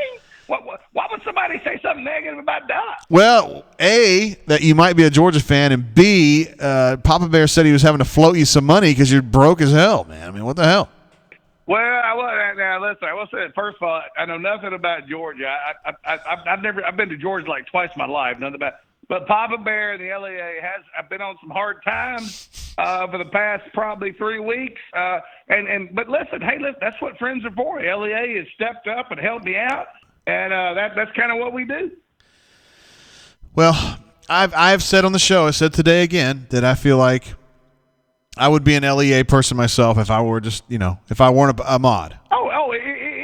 It's complete integrity. It is 100%. If you are an integrity person, you love the LEA. That's just how we roll. Well, there's a lot of people out there that need to be checked, and I'm glad that you and CJ and Henry can get that stuff straightened out and give them the fireworks that they need to be having out there with their posts. Yeah, and I will say this: a big shout out to Henry. He has helped me out tremendously during these times of trouble. But that's just kind of what, like I said, that's what we do. We're all family and we help each other out. That's not surprising to me. Now, how are you doing? Is everything going okay tonight? Yeah, hell yeah. We've had a great show, and we've had some great callers, including Papa Bear. Crocky Poo called in earlier, AU Storm. Ruxy Poo had a very quick one. Crocky Poo. What's Crocky Poo doing? Did he call in? He did. He called in and say that Papa Bear might be an undercover dog vent guy. Oh, hey, let me tell you. Hey, Crocky, here's the problem with Crocky Poo. Me and Papa Bear, like 60 years old, we may be in a cemetery tomorrow. You know, Crocky Poo's like 19 years old. He's a totally different animal, but we love Crocky Poo. Well, he's good people. I'm glad he's on the bunker. God, I'm so glad he's on the bunker. Did you get to hear Ruxy Poo's call? No, did Ruxy Poo call in? He did. I thought Ruxy Poo was like down in Destin or somewhere. He was at the Floribama, and he said, I asked him if he was going to slay, and he said, yeah, there's some really good-looking guys here, and there's some really good-looking girls, too, and I didn't know where he was going with that. Hey, I will tell you this about Ruxy Poo. I think everybody in our family would agree. He is a freaking legend. I love Ruxy Poo, love him to death. I don't know what his intentions are in life. I know he's a young guy, but we love to death Rux. He loves Auburn. We love Ruxy Poo. Yeah, they're good people. Crocky Poo and Ruxy Poo. Yeah. Hey, so both, yeah. Football-wise, what do you want to talk about tonight, Doc? I know you got some stuff. Let me tell you something. I tell you what, the COVID stuff is interesting. Got some guys out. I love the fact that Shivy Poo, I think, will be a freaking animal this year. I think I will say this to the Auburn Nation.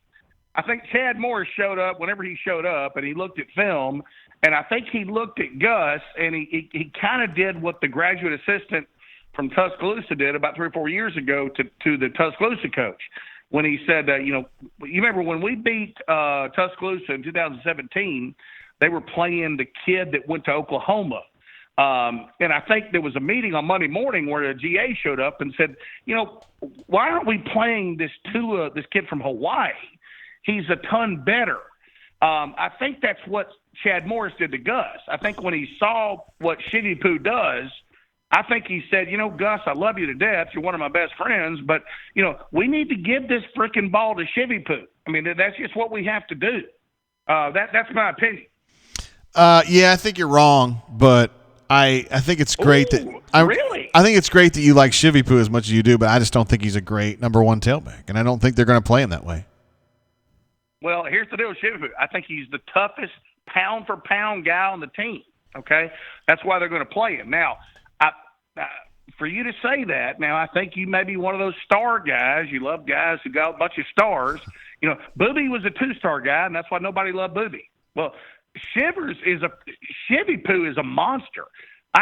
The reason I fell in love with Shivy Poo, and I watched more film than probably anybody on the staff, is he had like he had like 3 carries for 14 yards against LSU. That's okay? big. You put freaking Herschel Walker or Tony Dorsett back there, their 3 carries probably would have had 1 yard. He literally is tough as hell. He goes through tons of tackles. He's a freaking monster. I'm just telling you, be prepared for Chad Morris loves speed. He said this at Arkansas, he said this at Clemson, he said this at SMU. That's what Shivy Poo's got.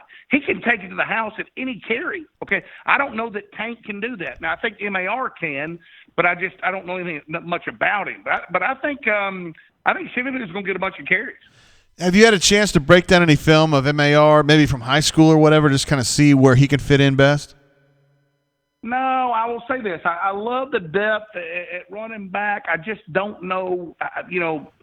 We're in a huge transition phase, hopefully at Auburn. Okay, if Gus lets Morris call the plays, okay, that basically says we have a 20 to 40 page playbook. Okay, if Gus calls the plays, Gus has 6 plays that he runs, and that's why everybody knows his plays, and that's why we have problems. I think Morris has about 20 more plays, so we'll see how the tailbacks play out. I think DJ Williams is a really good player. I think Tank's a good player. Marr's a good player. Shivipu's a good player. We're good at if every position we were at tailback, JG Tate would be favored to win the SEC, no problem. Well, they have a lot of depth, man. I'll give them that. A lot of depth. Yeah, I would agree. Totally Tons. agree. And I know you're not that worried about Auburn's defense, are you? I am a little bit worried. I think defensively we're going to take a step back. What I'm hoping is that we take a step forward offensively. You know, let's just say last year when we played Ole Miss, we scored 20 points. Okay, this year hopefully we score 36 points. We have to score more to help our defense. I do not think our defense will be as good as last year at all. I think last year we were probably maybe fifth or sixth in the conference in defense. This year I don't think we'll be that good. Who, if you had to pick between one, would you take Shivipu or Piggy T?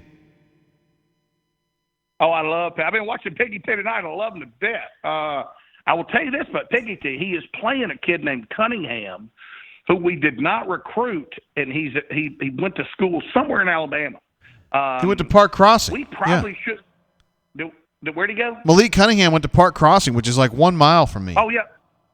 Oh, my God. Okay, so let me tell you this, JG Tate. We should have recruited him, okay? He's a good player. I will say this. We might have beaten Florida last year or LSU if he was our quarterback. He's a tough-looking player. Tough player. Auburn recruited him. They just didn't feel like he was as good as Bo Nix. Yeah, well, I would say I don't know that they were right on that. We'll see. Like I like Bo Nix, but we'll see this year. I hopefully he has a good year. But I can tell you, Cunningham can do a lot of things that can help us. And I wish we would have recruited him. Let's put it that way. Dude, he's playing Western Kentucky. Come on, man. Easy. Well, yeah, but I mean, Bo Nix played some bad teams last year too. So yeah, he also played at Florida. I'm just saying, he looks. He's an athletic guy. I wish we had him. Let's put it that way. Yeah, word. And I do want to say that you were on top of Piggy T really before anybody. I mean, I know you'd watched the film and you had kind of figured it out that kid was going to play. And he played well at Maryland until he got hurt. Now he's at Western. He's playing now. The inside scoop on that was I was at a baseball tournament with Piggy T's team mom. This is like 10 years ago. And this was a wonderful lady. Loved her to death. She kept getting me. She talked about Piggy T. But I was kind of wrong on Piggy T. I don't know that Piggy T would have played at Auburn. I love him to death, but I don't know that he throws the ball well enough. But he's certainly a really good athlete. He's fun to watch play. Yeah, okay. What else? Make sense? Yeah, what else you got, Doc? I mean, what else is catching your eye? I talked to Coach Bo is great last night, and dude, this is funny as hell. Bo, you know Bo is great. Okay, so he's like he gets tons of football scoop. He knows everybody in the football office. He called me yesterday from the freaking basketball arena. He told me 2 weeks ago Bruce had a beard. And he didn't put in the bunker. I didn't. And but it's funny. Yesterday, somebody said, Bruce has got a beard. Well, he's been at the basketball practice, which has been funny as hell.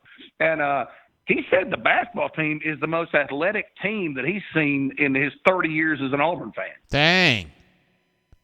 Yeah, and that's coming from Bo is great.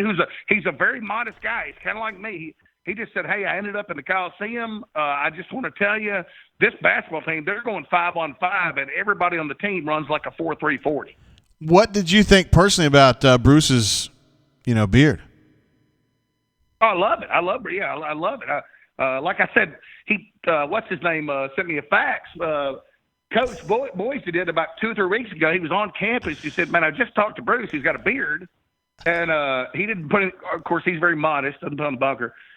But somebody said it yesterday. Yeah, but he it was just funny. He's a football guy. Bo is great. He's a big football guy. Sure. Yeah. And he just, with him calling me, he was watching the basketball practice. Was funny as hell. He just said our basketball team everybody can fly. Yeah, that's true. They're very, very good. Yeah, which is huge. Now the problem is, can we shoot? And I asked him about that. He said, "Man, he said, I promise. I've been here an hour. I've not seen anybody shoot a 3-pointer. They're just flying. They're just running around dunking." Well, I mean, Justin Powell can shoot. We know that. And after that, I don't know.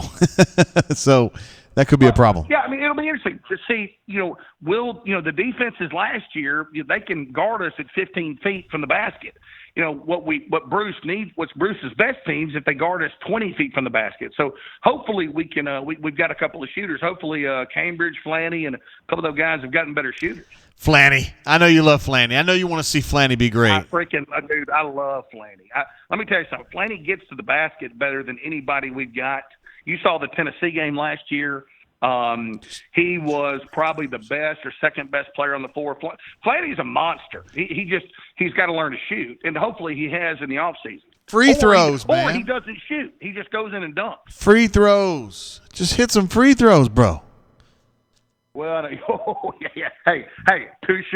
Man, one more thing. Let me ask you this: have you had a chance to scout? JGT, very good point. Have you had a chance to scout Armani Goodwin? I mean, what's Auburn got in this kid? Oh God, let me tell you something. Armani Goodwin, there's a chance he starts when he steps on the freaking field next year. Wow. I've known him since I say I've known him, but I've known who he was since he was in 8th grade. He is Trey Mason, and I hate to say this because he's not better than Trey Mason, but he's very equivalent to Trey May. Very equivalent. Wow. Okay. And Trey may be, besides Bo Jackson, maybe the best back we've ever had. So Armani Goodwin is huge for us. Huge. Did you just say Trey May behind Bo Jackson's the best tailback Auburn's ever had? Well, no. I would say Bo Jackson is probably the best tailback at Auburn we've ever had. Yeah. I would say Trey May is right. I mean, who would you say is behind Trey Bo?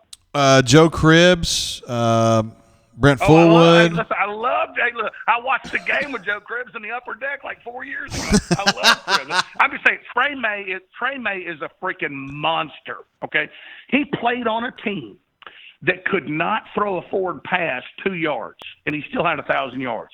That's That true. is amazing. No, that's true. That is true. Yeah. Now he's got some emotional issues. I don't know what he's doing these days. But Trey May was an absolute beast. Absolutely. And I'm just saying that's what Armani Goodman's like. I don't know if he's as good as Trey May, but that's not a knock on Armani Goodman. That's how good Trey May was. Armani Goodman's he's the best player in the state. I've seen a bunch of these kids in Alabama play. I thought Rock Taylor at Oxford was the best, which I hate it that we didn't get him so far. But Armani Goodman's the best player in the state. Well, that's good news because he's coming to Auburn. Ain't no doubt about that. Oh yeah, yeah, he's a monster. And listen, he could start. I know everybody loves, we're loaded at depth in the backfield, but there's a chance Armani Goodwin shows up next year in the very first carry against.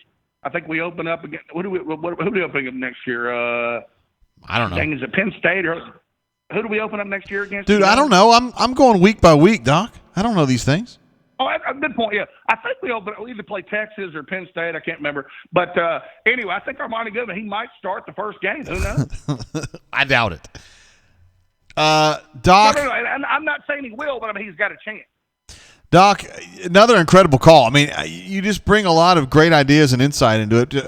Some of it because you've been out to the game. Some of it's from your film scouting. I mean, just a lot of good stuff there, bud. Well, I tell you what, JG Tate, I love the family. I love listening to – you've got some great people on the bunker. We're one big family. And listen, I've got some problems, and obviously probably I need to deal with them. But, we've all got problems. We've all got to deal with stuff. So, but we still love Auburn. Absolutely. That's the family that you guys are talking about. I mean, it's family. Oh, absolutely. Yes, absolutely. So, well, JG, let me say, have a great night tonight. And let me tell you something. War Damn Eagle, we love Auburn, and we'll touch base with you soon, dog. All right. See you, bro. Hey, bro. There he is, Doc Dumpster. So glad to have him call in. Calls in very frequently to the show, probably every other week. And, oh, no. Brad, no. Tulane's going to win that game? Oh, what happened? It was 4th and 14, and South Alabama committed a 15-yard penalty.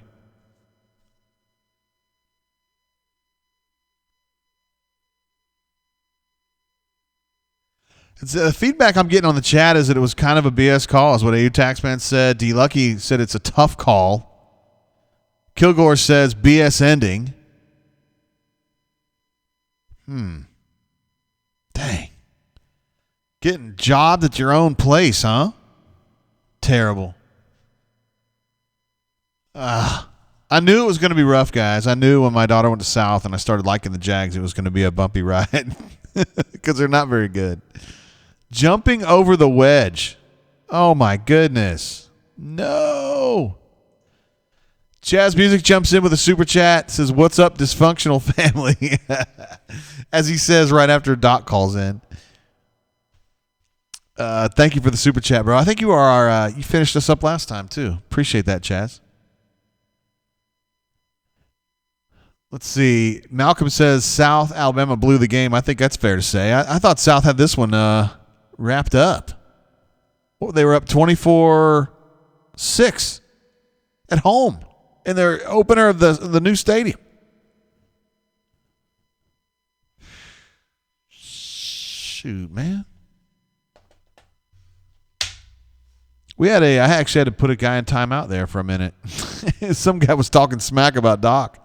Hey, man, we can't do that on this show. You can't besmirch Doc. Really jumps in with a super chat, says $10 for Doc predicting Shivy Poo's dominance this whole offseason. You guys are, man, come on, bro. You guys are not serious about the Shivy Poo stuff, right? I mean, I like him. First of all, he's a good kid, good football player.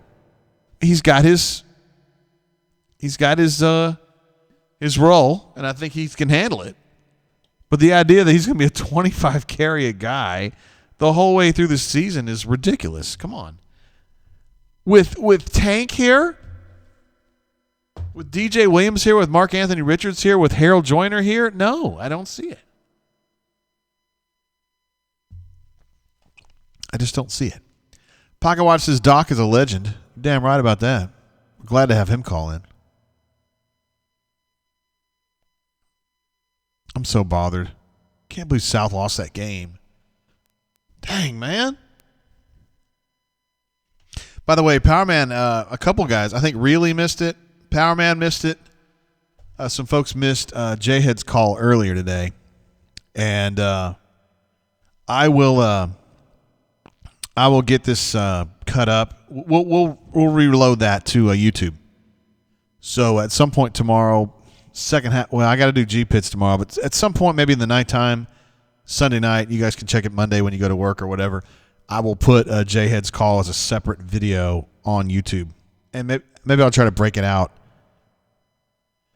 in podcast form. I say I'm going to do that, and I end up not doing it, but Canoe Man's with me on this. Zero chance of Shivers being a 25 carry a game back, unless the rest of the backs are out with COVID the entire season. Brad E. also notes that Coastal Carolina is up 21-0 on the Kansas Jayhawks, led by Les Miles, but also employed by, Jonathan Wallace is at Kansas now, former quarterback, an all-around good dude, and also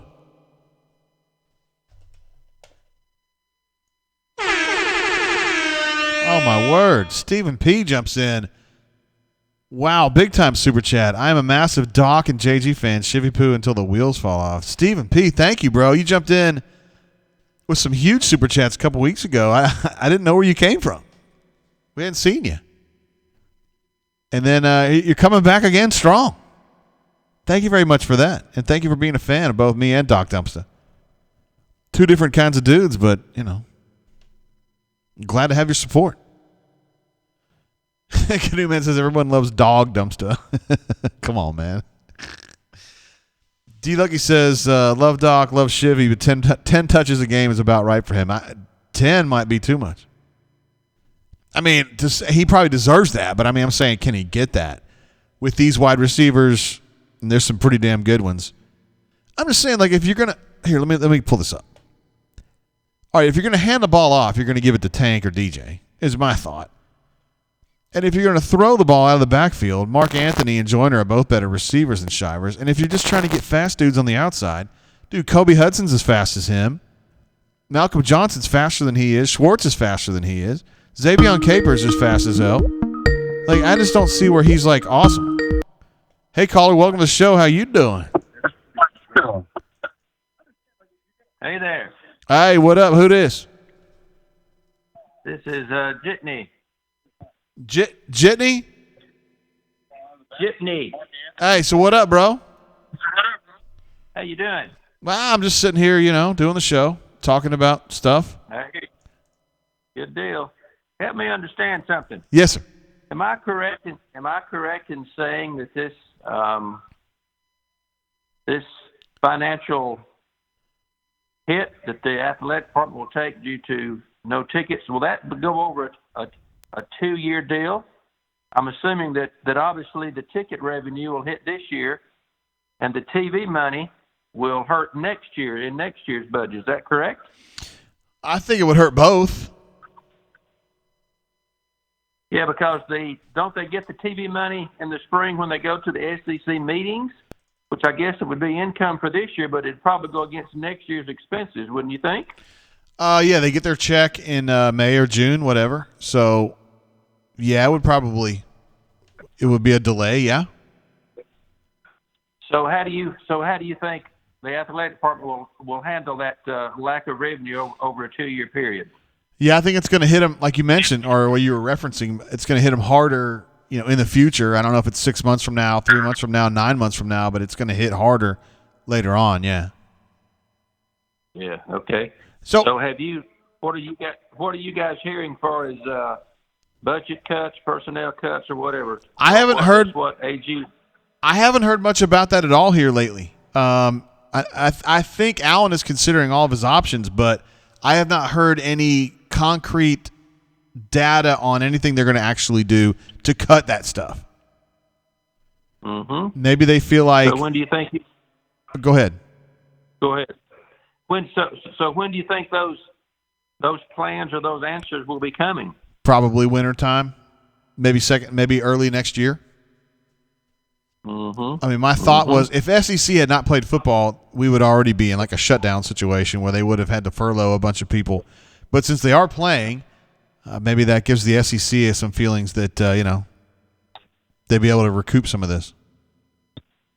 Yeah.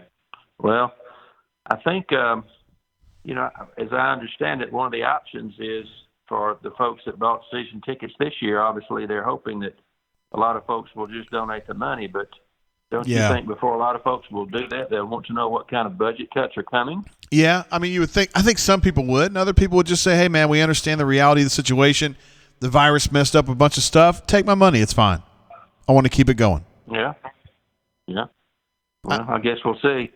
So, JG, what's your predictability that the SEC gets to play every game as scheduled this year? As scheduled, probably not. I think there will be games here and there that get postponed or just ditched altogether because of COVID, but I think in general they're going to find a way to get it to the finish line. I mean, I don't know if every game – I do not think every game will be on time as scheduled, but I think they'll get to the finish line. It'll be fine.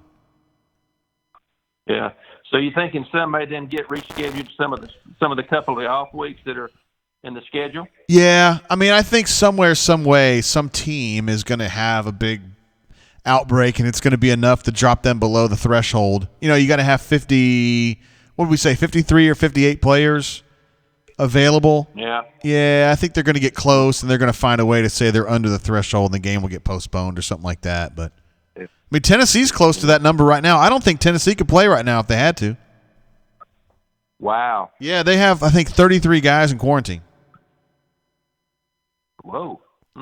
So that's a lot. So what happens, hypothetically, say a team, because of COVID, only plays 8 or 9 games?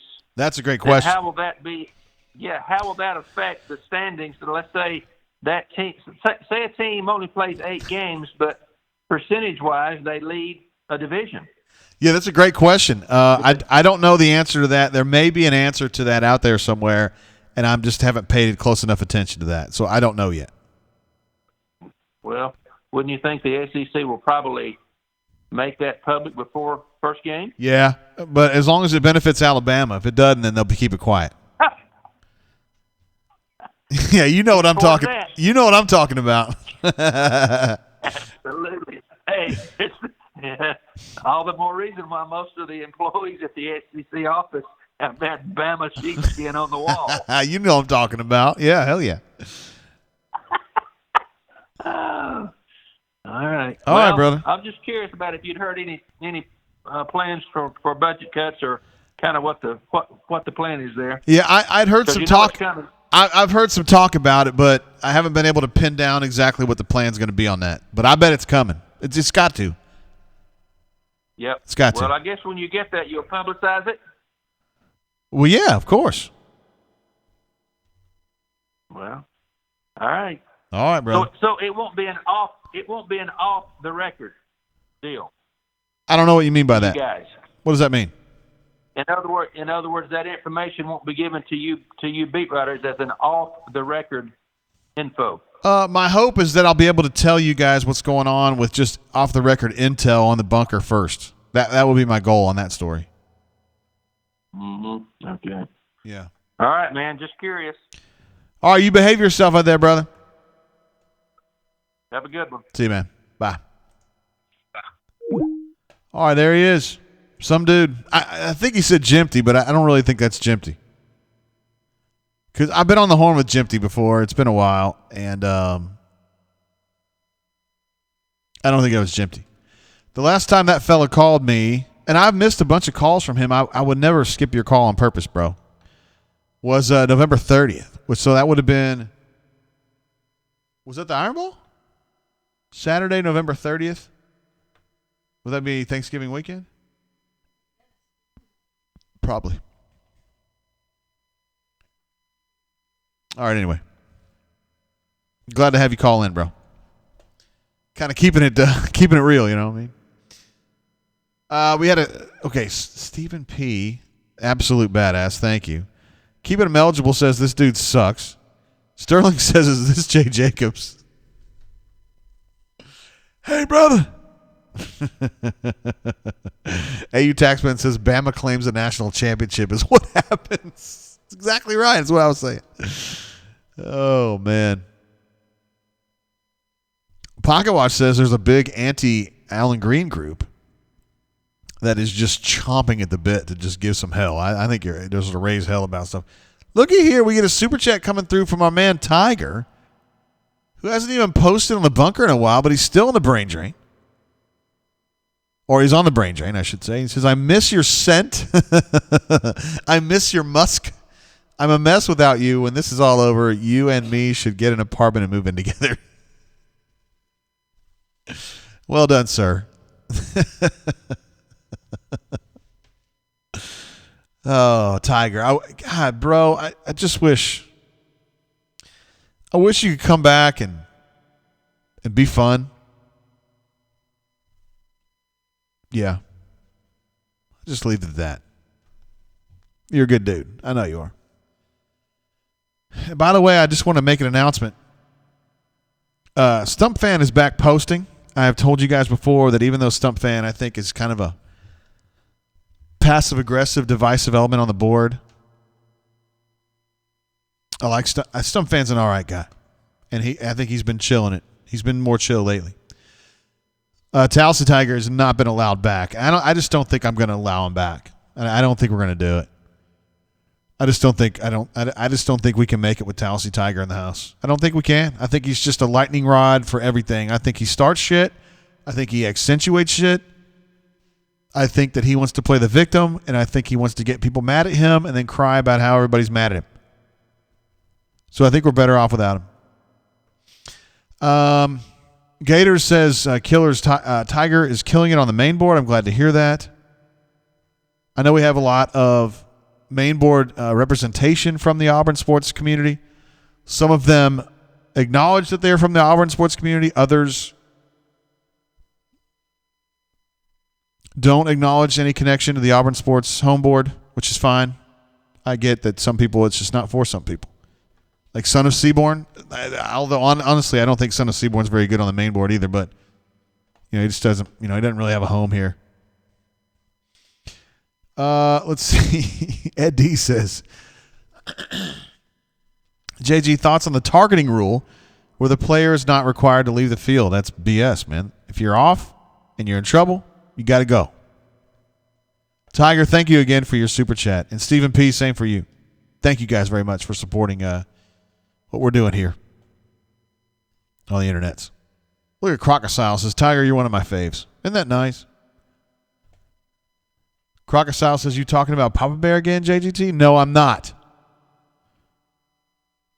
I don't think Gators like Stump Fan. That's fine. That's fine. I understand. He's annoyed. Hey, administrative assistant, did you see the South Alabama lost? I was watching it. It was kind of a BS call. Yeah, that's what they were saying, that it was a BS call. I mean, it was But even, let's say the call hadn't gone against him. jumping up to, deflect the punt, right? Yeah, where was the punt? Was it midfield? Were they punting it like midfield? Where were they? Yeah, around there. So they still, even if there hadn't been a penalty, they still had a lot of work to do. I mean, even if it hadn't been a penalty, they still had a lot of work to do because they had to field the punt and then drive down the field. The punt was shitty. It went out of bounds at like the 30. Oh, it was a shitty punt, huh? It's tough being a South Alabama fan. I mean, Jags are 1-1 now, and they should have beat Tulane. They're at home. They're 24-6. We need to get on the horn with Maddie and see what she's got to say about this. Gator says Stump Fan probably doesn't like me either. Probably not.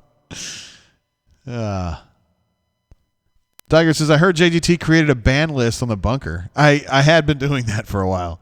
I had just gotten so tired of the toxicity that I started just doing a list of all the people I banned and why and how long. But I don't do that anymore. It's just a pain in the ass to do it every single time. I mean, I ban these days with the way that the COVID and the politics are going, and it's only going to get worse as we get closer to Election Day. But I mean, I probably ban 3 or 4 people a day. Not long, not forever, not like perma bans. But if it's 3 people, if it's 3 days, 2 days, 4 days, whatever, it just gets tedious. Eli Stove. Oh, did you ask? I think you did ask about Eli earlier. I'm sorry, Sterling. You were just kind of asking about how Eli works and how they use him. He's going to play 2 flanker, going to do some end arounds, going to do some stuff. I am not the biggest fan of Eli Stove. I like him a lot as a person, but as a player, I don't think of him as a superstar wideout. Now, I think that he is significantly better right now than Kobe Hudson, even though I think Kobe Hudson's a terrific football player. He's just very young. And you look at those dudes he's playing behind, that are playing behind him, Kobe, Elijah Canyon, Malcolm Johnson, and Schwartz can play too if need be. But yeah, I think he's kind of an end around, 2 or 3 catches a game guy. I don't know. Oigle 008 is making a request for Ben Wolk to jump on the show. That's like the first time you guys have mentioned that. Canoe Man says we only have 12 likes. Now I'm showing 31. So from where I sit, I see 31. And I'm happy with that. I wish it was more, but every like is like a blessing from God to me. And 31 times in a night to be blessed like that, I mean that's great. Ed D says, I don't think Eli Stove is a wide receiver. I think he's a wide receiver. I just think, to me, I think Eli's solid. Like, he's a solid wide receiver. He's whoever some solid wide receivers are. I don't know. I mean, he's good. He's good. He's good. Really says, are our receivers going to learn to run multiple routes this year, JK? Yeah. Kyle W. says, why haven't we heard anything on Javarius Johnson? Spelled incorrectly. I've got him on the board as the backup behind Flash at 5. Although I think he's in a tight competition with Kalen. Honestly, I think Kalen has surprised some people with his athleticism and how quickly he's picked up to playing wide receiver, because when he was at Howard, he was playing quarterback. Who gave me a thumbs down? I'm pissed off. This is outrageous. I should not have 3 thumbs down. That's fine either way. I probably deserve some thumbs down. I said some bad words tonight. Of course I have. Relay 989 says, I just remember him housing that one against Arkansas and the announcer going, "This stove is red hot." What a great line. That's such an ESPN line too. I didn't see that game because I think that's when no. Hold on, we got to figure this one out.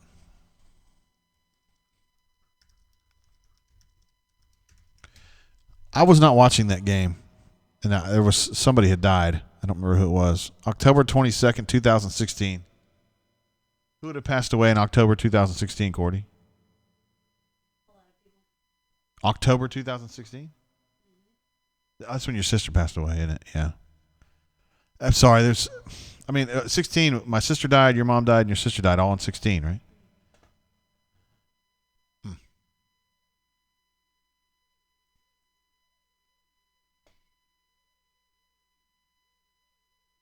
I was just thinking back, man, when we were there, you and I both, when Greg was told that you and Greg found out that she was not going to make it.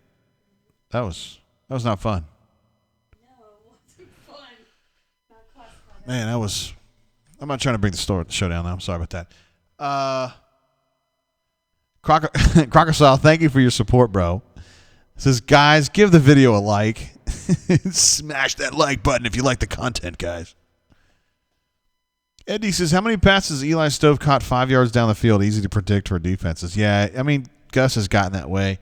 I'm pretty sure that Chad is going to find a way to be a little more creative with him, a little less predictable. It won't be Devin Barretting him all the time, but we'll just have to see how it goes. I just, when I look at this offensive depth chart, I just see guys to me that are better than Eli Stove. And I'm not trying to rag on Eli Stove. I'm just saying, we know Seth's better than him. We know Flash is better than him.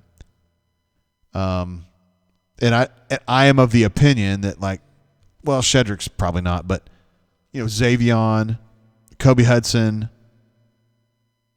Kalen Newton.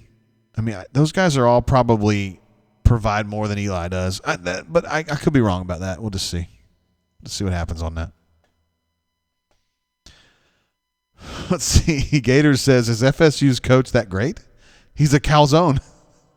I don't know what that means, but it's just funny. It's a funny question. Tiger says, Eli is also not as fast or as shifty as I thought he was once. Yeah. Eli's been hurt a few times. I'm still just struggling with this South Alabama losing the game like that. Let's see. Current games, I got Texas up 59-3 over UTEP. Good luck to the Miners this year. They're going to get their ass beat all the time. Coastal Carolina is still up on Kansas, heading toward halftime. 21-0. And Texas Tech looks like they're, geez Louise, they're only up one touchdown on Houston Baptist? What the hell? Well, they're fixing to score again. A lot of these road teams, Louisiana Lafayette played a good game today. Arkansas State wins at Kansas State. That's pretty big.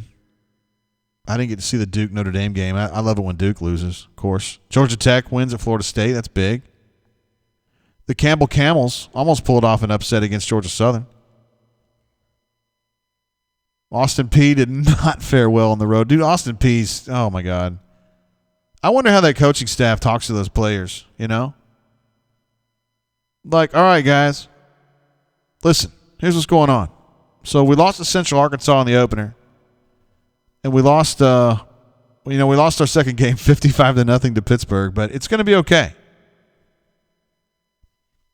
We're only playing Cincinnati next, and they're probably not very good. They're going to probably kick the shit out of them too. All you're doing is just getting paid, dude. All you're doing is making money.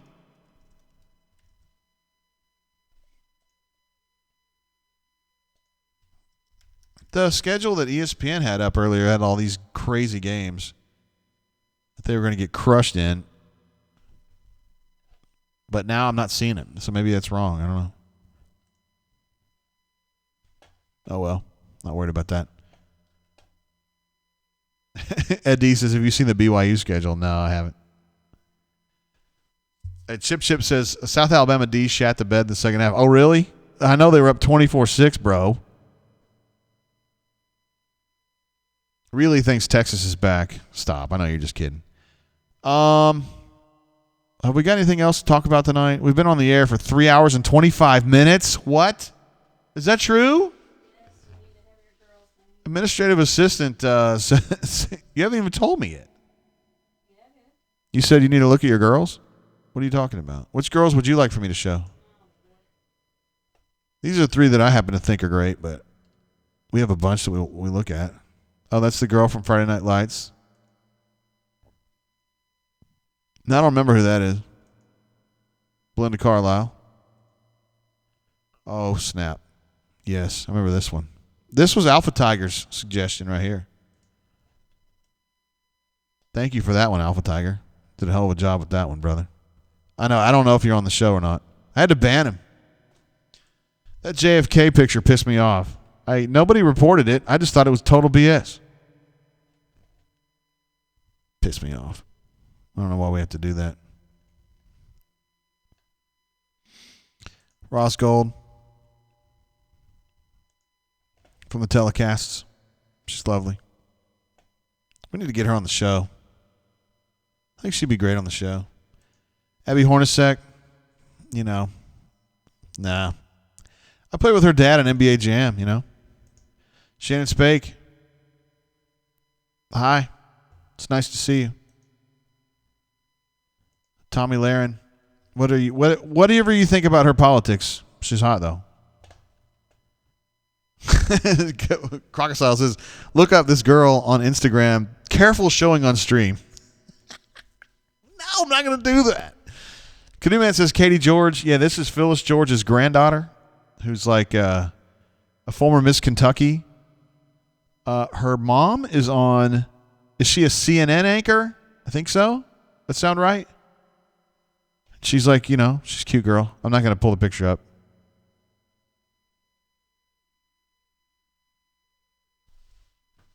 AU Taxman says the JFK thing was tasteless. Here's the thing, though. Alpha Tiger, he even agreed with me. He was like, yeah, that was bullshit. That was terrible. I shouldn't have done that. I was drinking. Oh, I got it changed. Sorry. We had a question about this. Cass, that's what we were working on. Maker's Mark 46 is what I've been drinking tonight. I got the small bottle, and I've just kind of been sipping on it tonight. I didn't want to get, shithouse drunk or anything like that. But I do want to mention that we're going to be trying to go the distance for the Kentucky game. The pregame show, we're going to have it going during the game. I don't know what all we're going to be doing during the game. We'll be talking and stuff. It won't be play-by-play or anything like that. And then, we're going to have post-game. Take calls, talk to Brian, talk to Jay Lee, talk to Nate, take calls again, and we'll talk to Hunter and maybe Madimer as well. And just try to get some feedback on strategically some things that they were doing or whatever. There's my man Alpha right there. Says he still loves Tommy Lahren. I understand, dude. Politics be damned. She's a smoking hot chick. I'm not necessarily opposed to her politics, but some of them I am. Let's see. Ed D says BYU's playing Navy, Troy, Texas, San Antonio, Houston, Texas State, Western Kentucky, North Alabama. They might be able to win a few number of those, eh? Vernon, my man, jumps in. Super chat. He just gives me a War Eagle on that one, bud. Thank you, Vernon. Appreciate you. I know this is not your first one either. Thank you for your support of the show. Oh, yes, air horn. Thank you, Ed D. Thank you for that. I forget to do those, man. Let's see. War Eagle 008 says Houston Baptist does not have names on the back of their jerseys. Would that be the worst 0 for 3 day for a major conference ever? Had they lost, right? Had they won that game? Yay.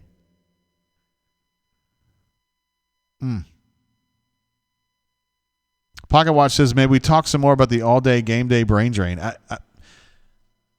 We're going to try to make it work. My friends at the Ole Miss side are going to do that, but that's 2 guys. That's Chance the Yapper and Neil McGreevy. And, it's just me. I don't know if I can go 6 hours. Yeah, dude, because the game's 3.5. And if we go an hour before, then that's 4.5. No, I know. I'm not gonna be like play by play or anything like that, but sheesh. Yeah. See, Alpha Tiger says right there, JFK thread wasn't my best work. Agreed. It's all good, man. It happens. Hell, shitty. I even post stuff that I regret. It's not like that, but it's sometimes I get on people too much.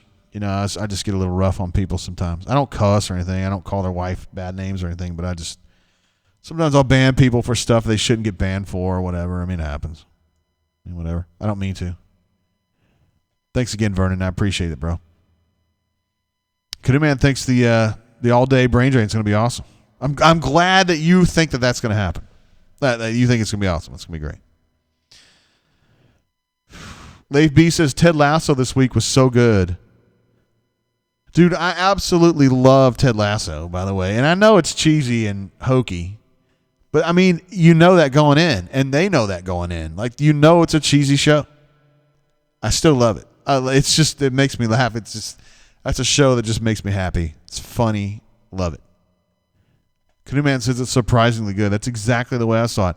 Because the Ted Lasso commercials they did, I think they did 2 of them to kind of preface the Prem League seasons maybe 4 or 5 years ago. When they said, hey, we're going to make that into a show, I was like, I don't know, man. But it's worked, man. I love it. I love the 2 coaches. You know, Ted is like this super chatty, like positive dude, and then his assistant is like this super quiet, like stoic dude, and it's perfect, you know. Yeah. I'll tell you what. What is he doing? You know exactly what he did. He brought it all the way up here. This little pug of mine. Such a little shit. There is nothing he loves more than stealing our remotes. Like, did he chew it up? No. So what he does is he snags our remotes and he like carries them around the house. He brings them to where we are to show us that he has them. Yes. He just wants us to know that he had stolen them, and then he brings them to us, but not as like a retriever, just to be a dick. Mm-hmm. Hey, I don't like it. Is that your remote? Is that for you? Speaking of TV shows, though, I know you guys are way ahead of me on this one, but we started watching Fargo last night, like the TV show. Oh, my God. It's so good, man.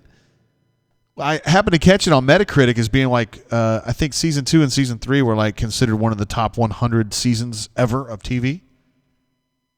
And I was like, all right, we'll give it a shot. And it was awesome. Super thick and deep. Like, it was so much going on, and the characters were so deep. That was awesome. Jeremy B says, why did you block me? Do you not like the truth? Dude, you were shitting on Doc Dumpster. You said, get this guy off the air. He sucks. No, I'm not going to listen to that. And you know what I'm going to do? I'm going to block you right now again. Goodbye. I'm going to put you in timeout. Don't be a turd. Seriously. I'm not going to do it. I'm not going to have people being a turd on the stream. You don't have to like Doc Dumpster, but you're not going to say mean stuff about him. It's stupid. Except Crocodile. He can. But he's a special position. Ed D loves the idea of an all-day brain drain. Of course. Chip says we need to get a universal remote, Cordy, and then we'll dust it with ghost pepper sauce. He only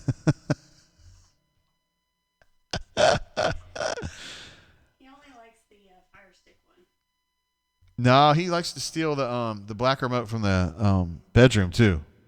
He's just bad, man. He didn't even put one mark on this. Kyle Wyndham, I'm sorry, Crocodile says, get wrecked, Jeremy, you turd. That's the second guy I've called a turd tonight, right? I called a corny one too. He was trying to turn something political earlier. Like, that was not political. It was like, stop. All right, you got rest up for your... Let's see. The Pocket Watch says the Commodore having to bring out his father Commodore voice. That's the voice I believe he uses when he bans someone. I don't know which one it is. What voice is that? Is that my like, well, there's no hassling me, Rondell. Hey, I'll tell you what, I'll make a deal. You got to rest up for your all-day thing, so it's time to wrap it up. That's 2 weeks from now. I know, but you got to... All right, we'll probably wrap it up there. I do want to say to you guys, thank you so much to our super chatters who are all absolute beasts, and our callers who keep us going. J-Head was unbelievable tonight. Crocky Poo, thank you for calling in, brother. I know you don't call in all that often, but we love having you on the air. Papa Bear, who we think may be a Georgia fan. AU Storm 20, who has, you're better with this handle. And your calls are incredibly clear. I don't know how you do that one. I don't know. I'd like to know. Ruxy Poo, it was like a 30-second call, but it might have been the best one outside of J-Head. D Lucky, thank you for calling in. You're so consistent and you're an absolute badass. And thank you for the super chat, you and Crocodile. Keeping him eligible, calling in as he drove through the Gump. And Doc Dumpsta, again, pushing for Shivy Poo to get 25 carries. Yeah, any day, guys. All right, so I'm going to do G-Pits tomorrow with Neil McGreefy. I don't think that Gabe's going to be with us tomorrow, so it's going to be me and Neil. And then we'll have the rundown on Tuesday, and then we'll be back next Saturday with another Brain Drain, which means we'll be, at that point, 1 week away from football. It'll technically be game week almost. Chip says Coastal Carolina's up 28-0 at Kansas.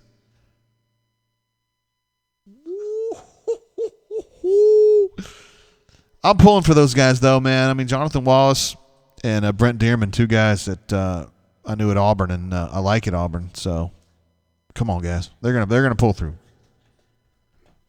They're gonna get this set up.